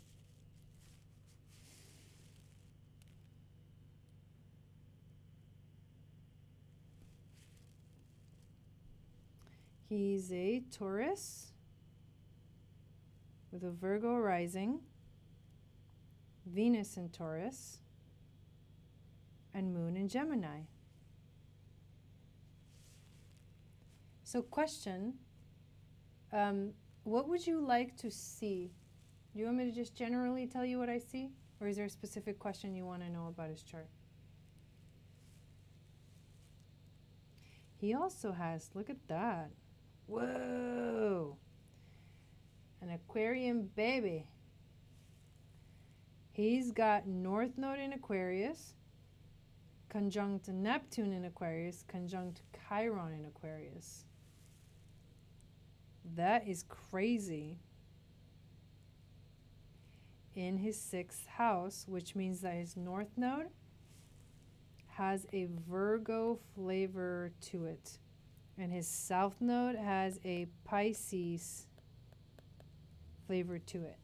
And that's interesting because he's a Virgo rising. So what the hell does that all mean, right? Well, what I see is like, so let's look at his North Node.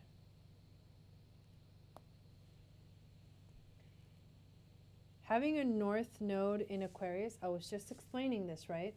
Having a North Node in Aquarius is knowing, coming from a background of knowing what it feels like to be valued, but now you're here to do humanitarian work. So he is here to change the world.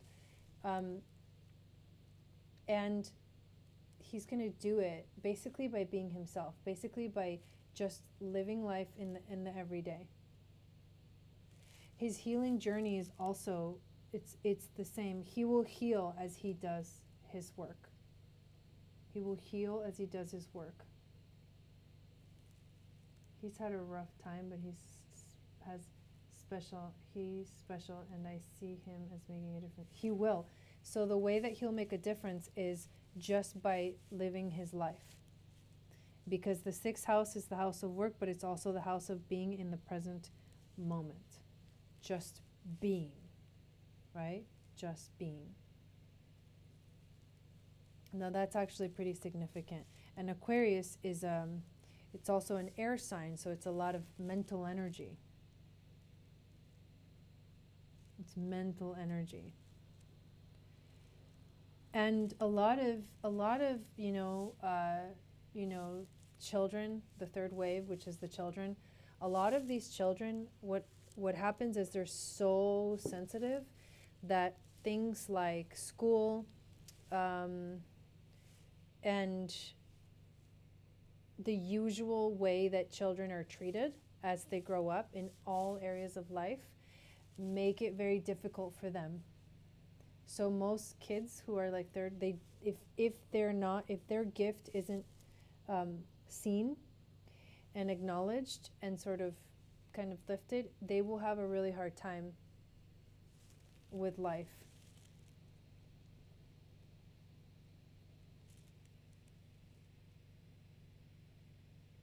Yeah, totally. Misunderstood for sure. Let's see, what else is... I feel like his moon in Gemini makes him, and conjunct Mercury in Gemini, he's probably really talkative. He probably like talks like nonstop.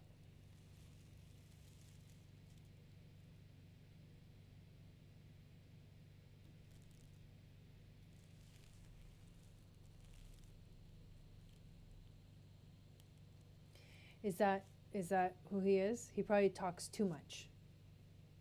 According to, the way adults see things, he probably he talks too much or something like that. But he's actually a very grounded person. Having the sun in Taurus in the 9th house also is significant, because the 9th house is the house of spiritual integration, and is an interception here. So Taurus on one end and Virgo on the other. It's very important.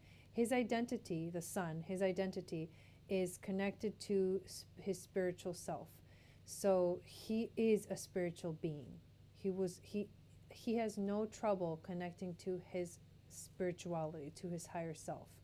And he might actually travel in his life. He might actually travel a lot in his life, or move a lot, because he needs to have the experiences that will help him experience his wholeness, his spiritual wholeness. And that's having the sun in the 9th house.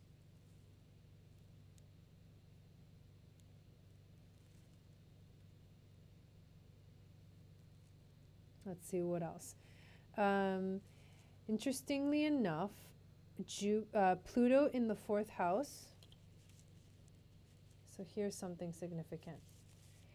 Pluto in the 4th house means a lot of troubles at home when he's young. So if he has trouble at home, especially with being misunderstood, I would say,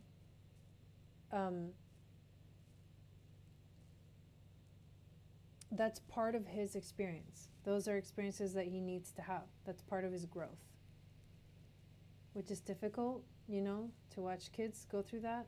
But that's like in his chart. It's part of his growth. He's 11 years old. He decided on his own that he should meditate. We don't know how he came to that, but he does it at recess and gets teased. Oh, wow. That's crazy. Wow. So that's part of it, right? The Pluto in the 4th house means kind of trouble at home. He has Saturn in the 12th house, which if you think of like meditation, it would belong to the 12th house. Now, having Saturn in the 12th house, that means that,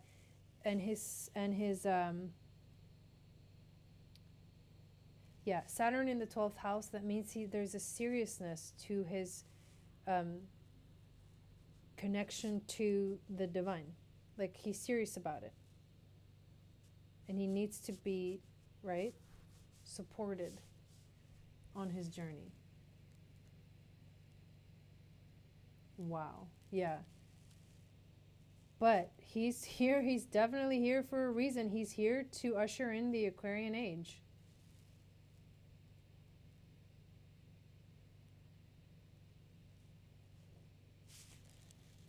Cool. So that's what jumps out at me. So hopefully that gives you a lot to work with. Thanks for doing that for him. I'm sure it was. Yeah, I'm sure it was. Okay. So we have Alexa. So Alexa, what's your question? Alexa, and then Julene for herself, a reading for herself.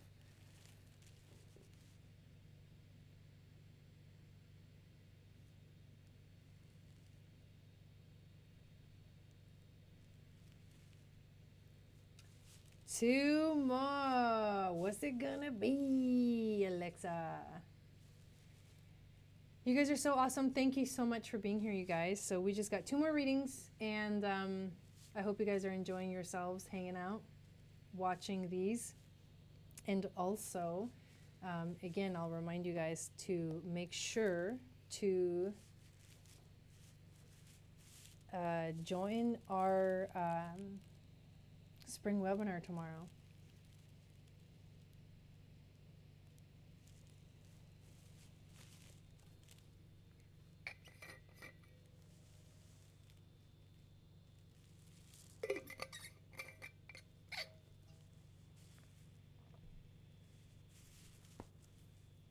You're welcome. Oh, he's going to be okay. He's, what do they call it? Tuned in, tapped in, turned on by Uranus. I'm at the whatever stage, but staying grounded. I feel like something big is coming. Always happen. No evidence.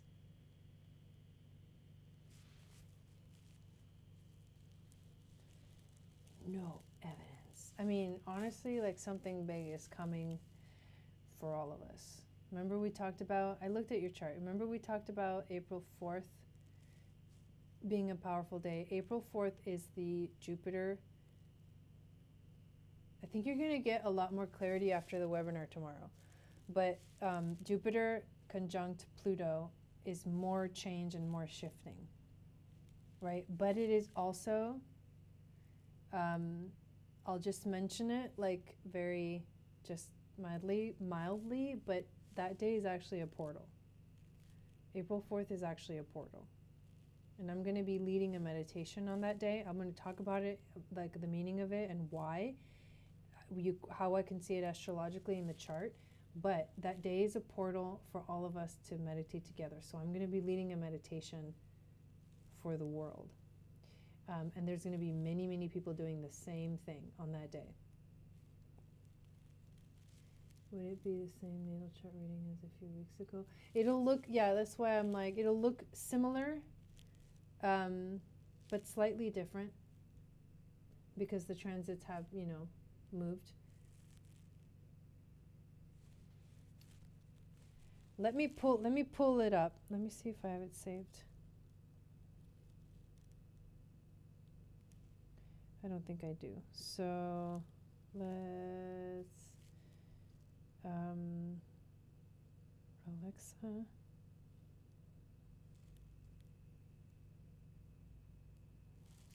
May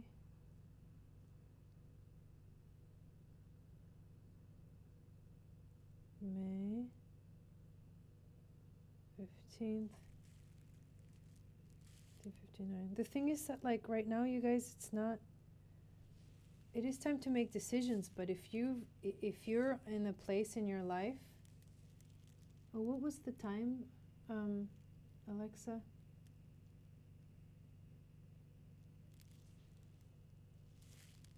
Canberra. Such an interesting name. Time were you born? That's the last thing I need.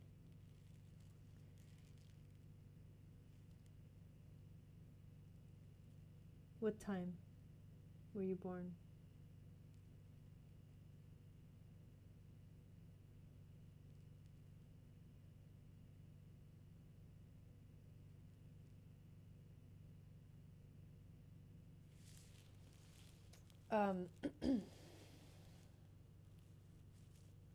What was I saying? I forgot what I was saying. It's okay.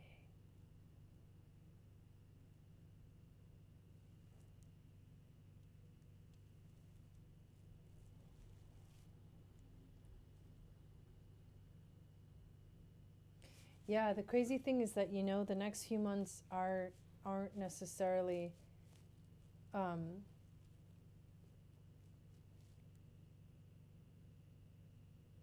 there's going to be ripples of everything that we've been experiencing. There's going to be ripples everywhere.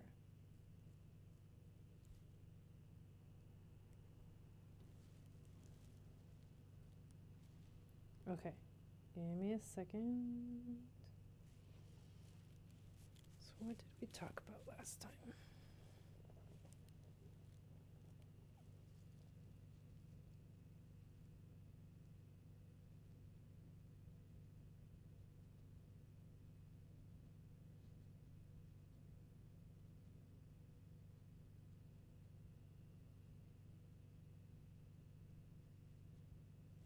You have a similar alignment to what's it called? The reading that I did earlier for someone for Lola, I think it was, where it was like the relationship house is having a lot of changing and shifting. Let me put this up on the screen.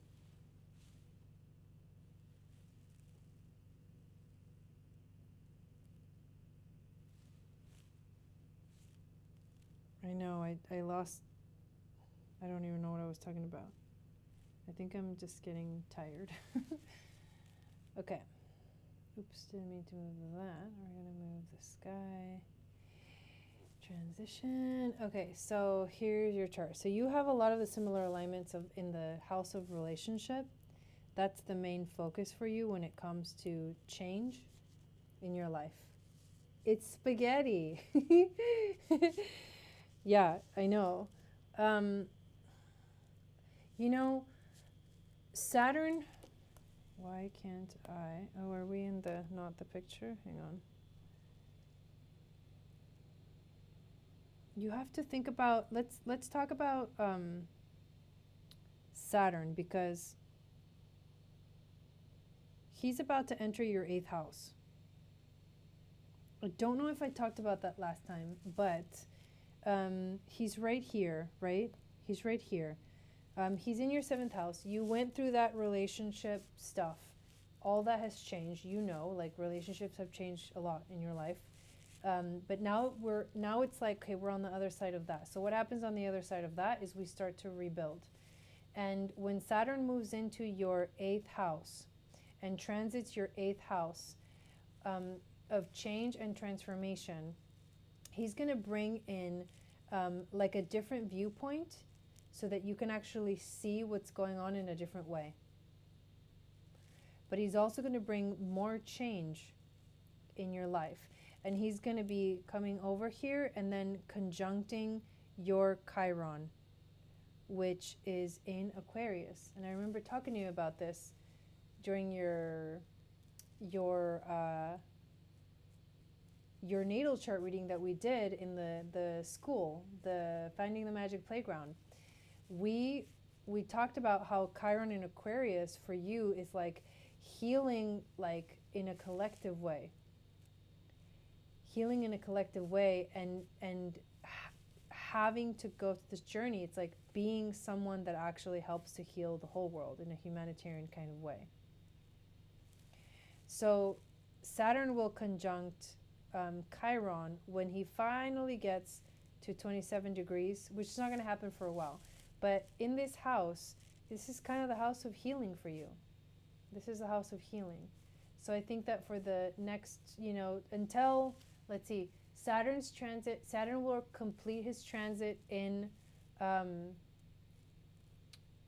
Aquarius, I think not till 2023.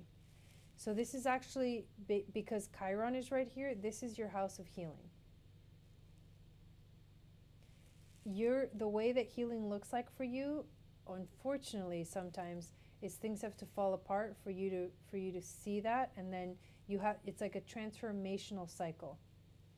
Transformational cycles that help you grow. But Saturn is also, he's also the wise sage. He's the spiritual teacher, but I mean, he's the Lord of Karma, but he's also the wise sage. And when you have, for example, Saturn in the 9th house, when you're born with Saturn in the 9th house, that means that you literally are like a priest or something. You have that kind of authority in that house. So Saturn will just transit your 8th house now for the next few years. And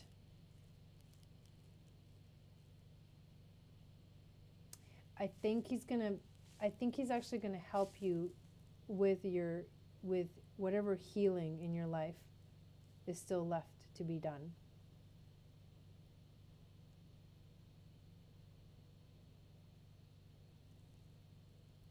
Let me look at what else. Right now, too, you've got the Sun and Chiron transiting your 9th house of spiritual integration. So there's a desire, there's a need to like get to the bottom of it, to figure it out, to figure out what's going on. But like I said, this isn't really a time for figuring things out as much as it is about just being the observer and riding the wave, because there's a massive wave and it's global. It's a massive wave. So right now it's more about riding that wave for all of us so we can get through this time. 2020 doesn't really slow down when it comes to changes. So when you say something big's coming, something big is coming. It's still not done, right? You mean you're very intuitive and you're like highly connected. Family? What do you mean family? Probably more accepting certain relationships. So when Venus goes into Gemini, she's going to transit your 11th and your 12th house. And so that'll be you reflecting, yeah, right? It'll be you reflecting on relationships, but more of like the kind of relationships that are more like friendships. And you'll be reflecting on that, and you'll be reflecting on your relationship with the divine. Like, what is your relationship with God, basically? That's during the Venus retrograde. I mean, that's huge. That's huge.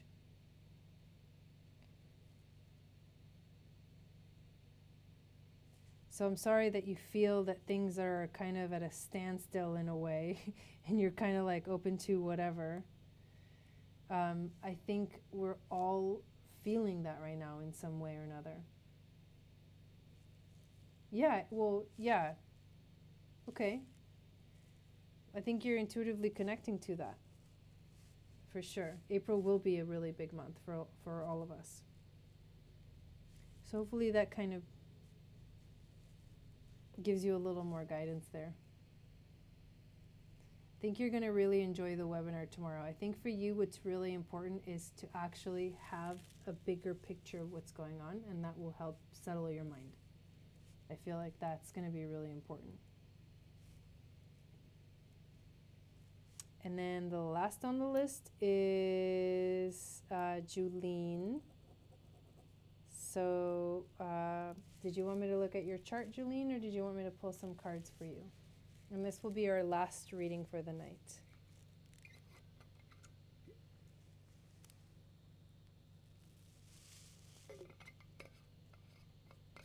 Mm-hmm.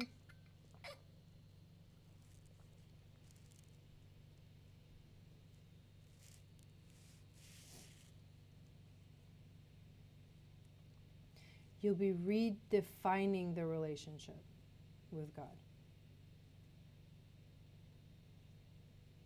Oh, now it's for your other son. Okay, cool.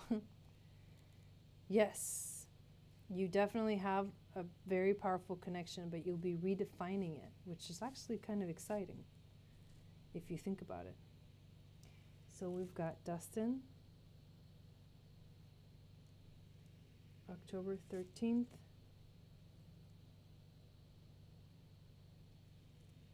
1988, 8:54 p.m. And Phoenix as well.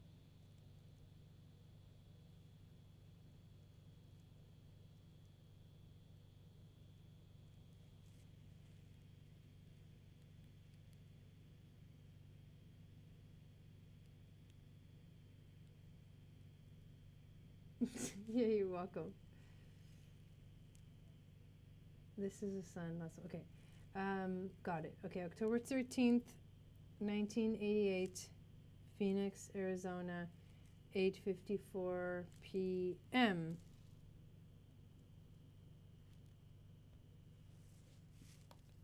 All right.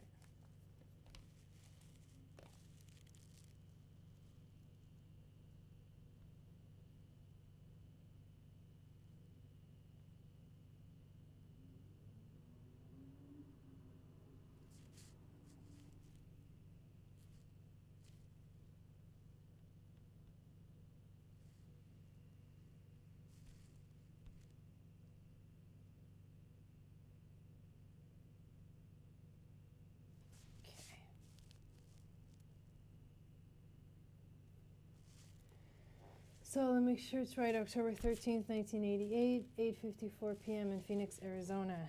Okay.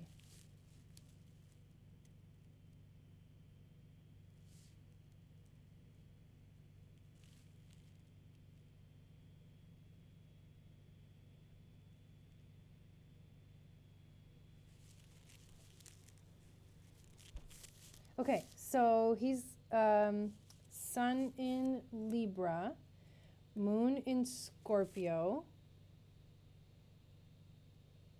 Venus in Virgo. He's a Gemini rising.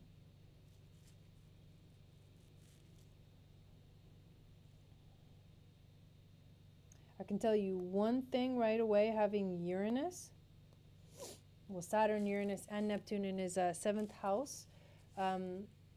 He won't have your, I think it might be really difficult for him to actually be in a relationship because he requires independence and freedom more than anything else. I can tell you that right off the bat.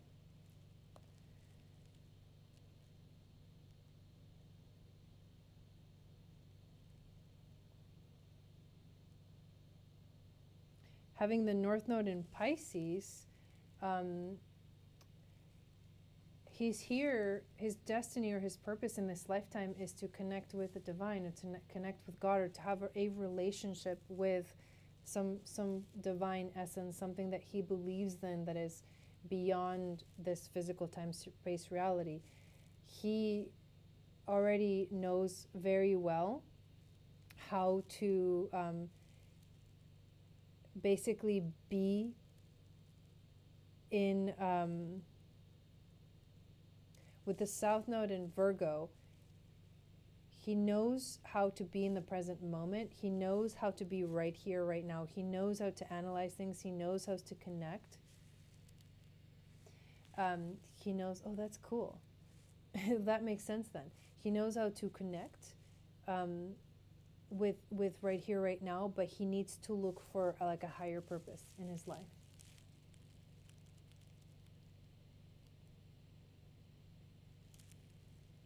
Good night, Alexa. And Darcy. So he does need to look for a connection. If he doesn't have one, that's part of his destiny, is to look for that connection.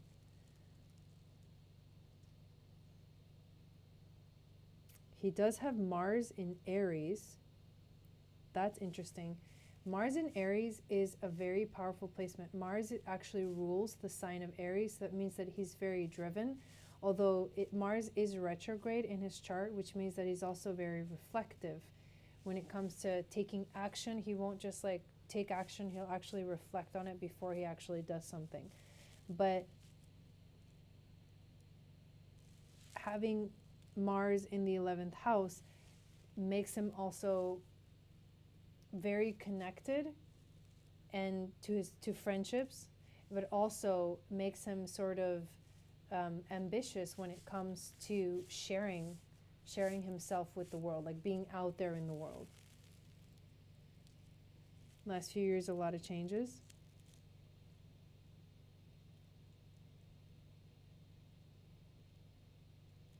Let's see. Let's see. You know, it's interesting because having the sun in Libra makes him the type of person that wants balance, like in his life. Like Libras love seeing both sides of the picture, looking, you know what I mean, looking at both sides of the coin and trying to get everybody to get along. That's not always possible, but that's what Libras desire. But that also means that he's ruled by the planet Venus, which is basically conjunct his south node. And that's significant because whenever you have a planet conjunct the south node, that means that that's something that he came into this lifetime with. He came into this lifetime with an understanding of relationships on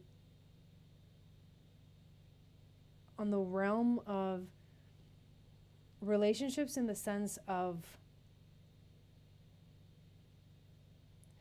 the connection that relationships have to be right here in the moment. Cool. He understands relationships. That's actually really cool. He's a counselor. Nice. But yes, totally. So he understands relationships. It's like he came into this world. It could be too, because the South Node is karma. It could be also that his relationships tend to be karmic in the sense of they're here to teach him something. It's like something was unfinished, and so he's here to finish that. He's here to finish understanding what it's really like to truly connect with someone, to truly love someone, because Virgos love very strongly. They're like one of the most loving people in the world. He came also to be very present in relationship, to learn how to be present in relationship, which is interesting because with the placement of the Uranus, which makes him wanting more independence, needing independence, that is significant. So if he needs independence, but then he also came here to learn how to actually be in a relationship and this time make it work. That's quite a big life lesson for him, which will guide a lot of his actions in the world. But he's also very intuitive with the moon in Scorpio. He feels very deeply. He is almost, he can feel other people's energies.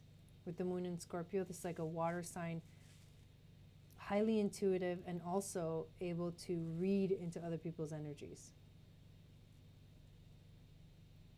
Moon in Scorpio too can get a little possessive, which is interesting. There's all these dichotomies in his chart. He has so much love and forgiveness. I'm thankful he is raising my grandson. That's sweet. That's really sweet. He also has Jupiter in the 12th house, which Jupiter is going to expand his understanding of a higher form or a higher being or a higher force. And through that, like he can use that expanded understanding and an ability to communicate about it, to actually speak about it, because it's in Gemini. That is actually something that really helps him with his job, probably.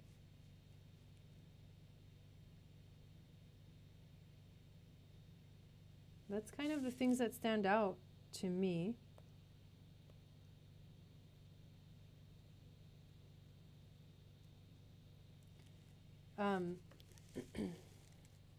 There's a lot. What I can say too is that his chart is very spread out. All of the planets are they're spread out evenly throughout, which means that there's a lot of aspects between the planets. He also has a grand trine. Actually, we can point this one out. He has a grand trine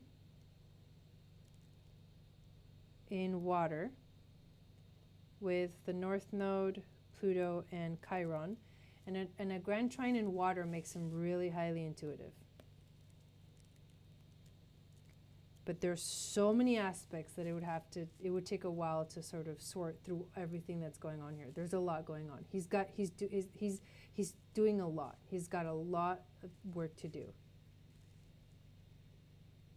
That's awesome. That's really good to hear. So he's definitely here. He has a very powerful mission, and I think he's probably right. It seems like he's on it.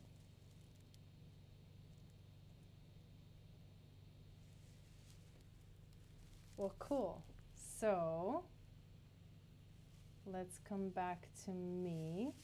Thank you guys for being here today. I will enter all of those names into the drawing, and we will do the drawing together sometime probably next week. And hopefully I'll see you guys tomorrow at the webinar, tomorrow at 6 p.m. If you haven't yet signed up, make sure you do so. I won't do another webinar like that. You're welcome, Julene, for another 3 months. So if you want to know what's going on for the 3 months to get that bigger picture perspective, definitely join us tomorrow. Awesome. I'm glad I can do that for you, Julene. So thank you, everyone, for watching and hanging out with us for this long. I tell you, Fridays ends up being like a 3-hour gig. It's the 3-hour gig. But I so appreciate everyone for your support, for signing up for readings, and for being here. So I'm really excited about tomorrow. I better go and get some rest so I can be on it for tomorrow, to be channeling that information. You're welcome, Lindsay. Thanks, Lisa. Oh, cool. Awesome, Lisa. Awesome. You're welcome. And thank you, Wendy and Shannon, for moderating tonight and hanging out for this whole time. We'll be here again next Friday. If you liked what you saw and you'd like to do if you'd like to get a reading next Friday, we're going to be doing this on Friday as well. And if you do want a more extensive reading, then you can sign up for a tarot or natal or astrology reading on my website too, if you guys are interested. I do readings as well, like through Zoom and stuff. Yes, you're welcome. I'm glad you came as well. So I'll see you guys tomorrow. Have an awesome rest of your day and happy Friday.